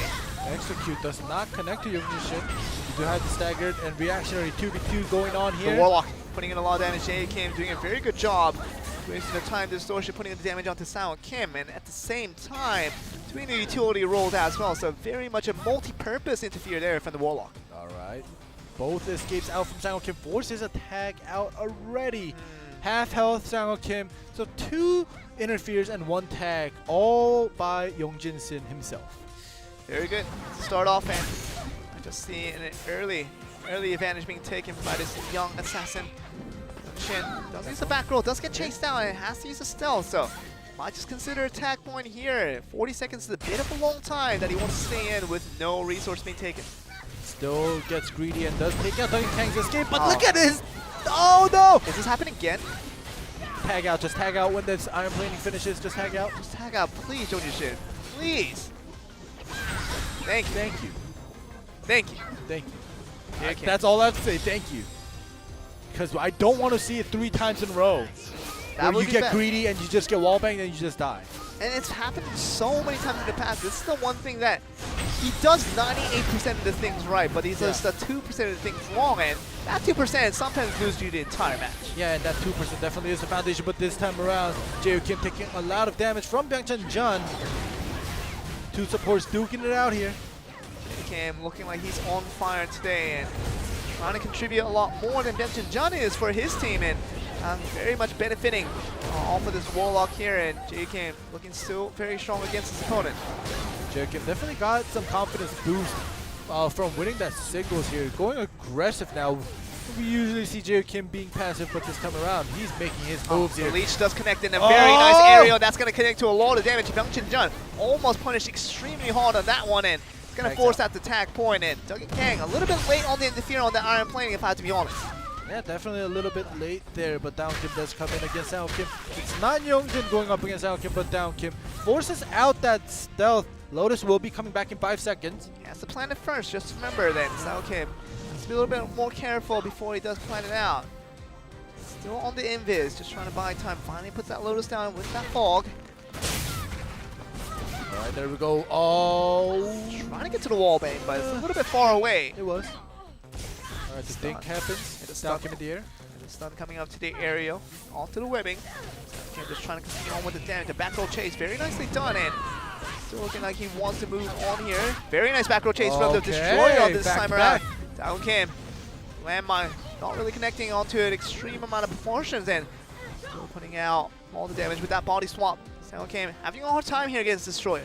Look at the resources on the side of Kurita Zeus, all just ones, where we see a lot of 2s on the side of Bang. So once again, the early game goes to Bang. We'll see if they'll be able to carry this and make it into a win here. Because like we said before, if Bang wins this, they get the win and they force Kurita Zeus to be 4th place. And last time we saw this, we saw Bang come out with the victory. The early advantage, they definitely know how to utilize that, and seems that Kurita Zeus cannot come back from such early deficits. And here we are looking again. Sao Kim just trying to stall out 10 more seconds before he doesn't have to use attack point. He doesn't want to use a last attack point this early in the game. All right, body swap iron plating. The landmine is down. Gets knocked down. Typhoon's to knock him back. Tries to chase. There we go. Oh, Byung-chun, look at his health. Very nice chase, and even forced out the escape and all that health all together. And Sao Kim comes in for the interfere, but literally for nothing, Youngshin just gets away. Does, but Youngshin did get chased by Byung-chun Jun, so no stealth. Does have the Lotus of escape though. Oh, in the air, defensive interference needs to come in. No. Just use attack point. There you go. Okay. Oh gosh. I think Youngshin using the attack point in the right time is literally him doing everything right. Yeah, because everything else he's already perfected. So as long as he stays alive and tags out at the right moment, but Sao Kim just trying to go for that cheeky ultimate. Does not connect onto Jae Kim. Jae Kim very patient to get away from that one. All right. Even forces out the stealth. Very nicely done. Here we go. Defensive interference coming in from Dougie Kang.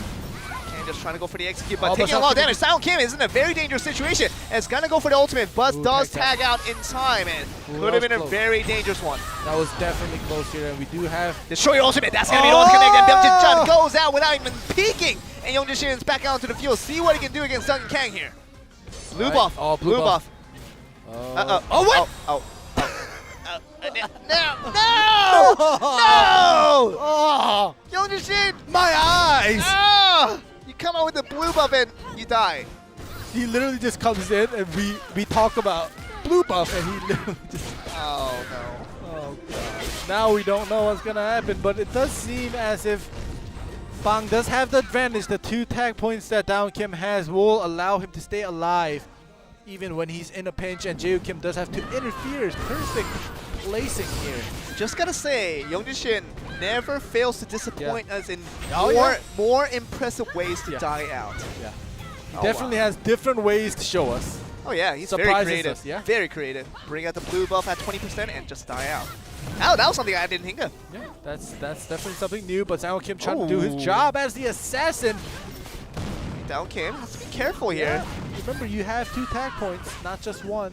Does have all that interfere points. Does have that tag, the escape points as well. Jae Kim, all right, yeah, you did come in for that time distortion, I know.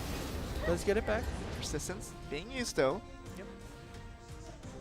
Down Kim just trying to hold this ground against Sao Kim here. Go for that fog. Searing strike. Oh, down playing aggressive. Just trying to get up on his face here and trying to All do right, he the can. chase. Chase does happen. Once again, escape that. Doesn't come through, and SoundCam just goes up in the air. 10 seconds until down Kim. It's force tagged out. Oh, back roll chase. Oh, this is a stun that Stealth, comes through okay. very nicely. Stealth forced away. Another stun is going to be needed here by the Destroyer. That should just finish up SoundCam here, but all in all, JUKim is going to be the one to come out and interfere into the free tag. So DownKim once again still has 2 tag points that he can freely use any time of this game here. They do get that interfere point back here, so you see that interfere point going to all of the players that are alive here. See what they can make out of this. JUKim doing pretty well. They nice. yeah. 10 seconds. Using the throw, just trying to knock out SoundKim, and he does go out. No tag point, meaning that he couldn't stand out there forever. 8 more seconds was all he needed, but couldn't stand out for the extra few seconds, and now it's going to be Duncan Kang all by himself to face up in this 1v2. Oh, Execute getting rid of the thrall. Let's see if Duncan Kang could pull this off. I'm not too sure, but Duncan Kang, I don't know, it's possible. JUKim no tag, so if he gets rid of JUKim within this 50 seconds, then it might just be possible for Duncan Kang to do this 2v1. Yeah, but the moment you get the force tag after JUKim, that's going to be trouble, because you don't want to face literally a true 2v1 here, but 2 minutes left, and you're still looking at Duncan Kang. Can he do this 2v1? It's looking like a difficult one for him to pull off. And remember, Duncan Kang is at, with the Fury build, no Gust. He has to play it careful. Gets the Fury back. Is he gonna go? I say at least get a CC of some kind. Any type of aerial would do, but DownKim, no escape from it. I mean, no interfere for him, so he just has to wait for that 30 seconds before he gets a true 2v1. In the meantime, JUKim just trying to stand out and trying to do all the damage he can. Alright, there we go. I think Duncan Kang is waiting for that tag chase here. 1 more second. Here we go. He's gonna proc the Fury. DownKim is back out to the field with the Destroyer, and still has that one interfere from JUKim. He can use it if he wants to. Here we go, the dink, the Fury is procced. Can execute damage that will come through. It's not going to be not too much. It's not going to be crucial towards Duncan Kang. Ooh, the double knockback from the Typhoon. Very nicely done. Time. Oh, but the Tether Blade forces Duncan Kang. That's going to be it. Duncan Kang is still not dead. He's not dead, but now he is. Now he is. He tried his best. And all of a sudden, Bang is in finals. Wow. So Bang, beating Kurita Zeus, puts Kurita Zeus in 4th place and at least secures a 3rd. I think Youngjishin just realized that he made it to the finals. He was like looking back at the referee. Oh, we made it? Yeah, he said, oh, I thought we had a couple more rounds. It's been a long series for that one. Definitely Game 6 with a lot of full sets going on and a lot of full games. But Byung-Chin Jang, I'm sure he's very disappointed in the ways that he couldn't contribute to his team, but otherwise, Bang has done everything right. I mean, you talk about winning and providing entertainment with Young-Jin dying in very creative ways. He really got all the entertainment values done for this team today. Yeah, we saw some super plays coming from Young-Jin in the past couple of weeks throughout Season 2. We definitely saw the super plays of Young-Jin dying, like you mentioned, in many different ways. So we've seen it all from Young-Jin. I mean, the more important story now that we have to build up here is for tomorrow. The games are over today, but when we go into the first match tomorrow, when we get that 3rd place matchup between GC Busan Red and also Bang, that's going to be very, very interesting. I just don't know which team is going to win that one. Yeah, I'm looking at the this whole throughout this Season 2 ratings here, or rankings, and the games that's been played, and Bang and GC Busan Red has never faced off against each other. So this is a new game for both of them. GC Busan Red definitely has experience coming up here, but they've never faced against Bang, and they're probably thinking, oh, how did this rookie team make it all the way up here? And I think that will be the bigger storyline as to if, in that game that will happen tomorrow, if GC Busan Red doesn't win, and them ending up in 3rd place will be a disappointing finish for the Season 1 champions that just won the entire thing just a few months ago. Yeah, and GC Busan Red, not only the Season 1 champions, but we know all 3 of the players, not only us as casters, but all the viewers around the world know GC Busan Red's 3 players, Sungjin Choi, Junhwan, and Yoon Tae-sun. And it's not a team that should be placed in 3rd. And that's what it is, and a team that shouldn't be placing 3rd either is going to be Bang. Yeah, because there's going to be at least guaranteed 3rd place in this tournament. And Very nicely done for this rookie team that we talked about. We're putting our eyes upon some of these players. We talked about Youngjin Shin from 2017. He's looked like a prodigy that can make things work out without those rookie mistakes. And we were talking about, obviously, Dalton Kim from that Clan Championship doing well on the Destroyer. He can make his worth as well. But now with Jae Kim doing so well for this team as a third member, this team is looking very, very strong. Exactly, and we do see the results here. We had some long games today, set 7, set 6, and as it should be. It is the semifinals. We don't want a one-sided stomp because that would be weird. We have the best 4 teams in Season 2, and if one team stomps the other, it doesn't make sense. But this is tomorrow's matchup. Finalist decider, the first game on the lineup tomorrow is going to be GC Busan Red and Bang to see which one is going to be the one to challenge the finalist of Anarchy, the potential champions of Season 2. And should be very exciting to see if Bang can really just pull up the challenge and beat GC Busan Red and maybe to go up against Anarchy all in all in the end. We'll have to see because now all these 3 teams have already faced off each other. But look at this now, international schedule. There we go. And we're talking about August the 4th of Saturday, which is actually going to be today, I believe. Yeah, it's going to be the Chinese Taipei finals. It's going to be over in Taiwan. They're going to be doing their own things, already starting off at 12 p.m. local time. And talk about Sunday. Tomorrow is going to be starting off the EU secondary preliminary tournament. Same thing for the NA as well. And regional qualifier for Thailand. All these things are going on this week and next week. And the Korea finals will be going on next Sunday at 12th of August. Sunday to that regional qualifier to decide who's going to be the one to go up into that World Championship. All right, this is the blade&soul 2018 World Championship schedule. It seems like we're going to start in September 7th with the group stages as we continue on to the wildcards and the semifinals and to the finals. And at the bottom, you see all of the regions that are participating. So many regions. And, I'm so excited at, this blade&soul World Championship grows every year. And it really does. And we're going to have 4 days to decide the best team in the world. And should be a very interesting proposition because we just don't even know who the best team in Korea is right now. Yeah. It's been shifting back and forth with the player changes, with the team changes. Some of the teams not making it up all the way to the semifinals or even to the finals. So everything's been shifting. So like you said, Joe, we don't know who's the best. We'll figure it out tomorrow. But we also, like we said, have that qualifiers for the Worlds later on next week. So that's also that we might see some twists over there too. You could see anything happen right now. 2017 was all about GC Busan Blue. 2018 is looking a lot more shaky as to we don't even know who the best team in Korea is. But the more days go by, starting with tomorrow and next Sunday, we will get a clearer picture as to who the best in Korea is. So you be sure to stay in for that one. Yeah, and you guys saw the international schedule. If you missed that out, take a screenshot or go back to the VODs and look at it. And because, if you're following this blade&soul tournament, not only the Koreans, but all these other regions that are participating, trying to come to the Worlds, definitely have something hidden up their sleeves to surprise us with different compositions. I mean, you saw the debut from the West last year, but this year should be interesting as well. But we're going to get to the finals for tomorrow, so stay tuned, and we'll come back tomorrow for the last bit of Season 2.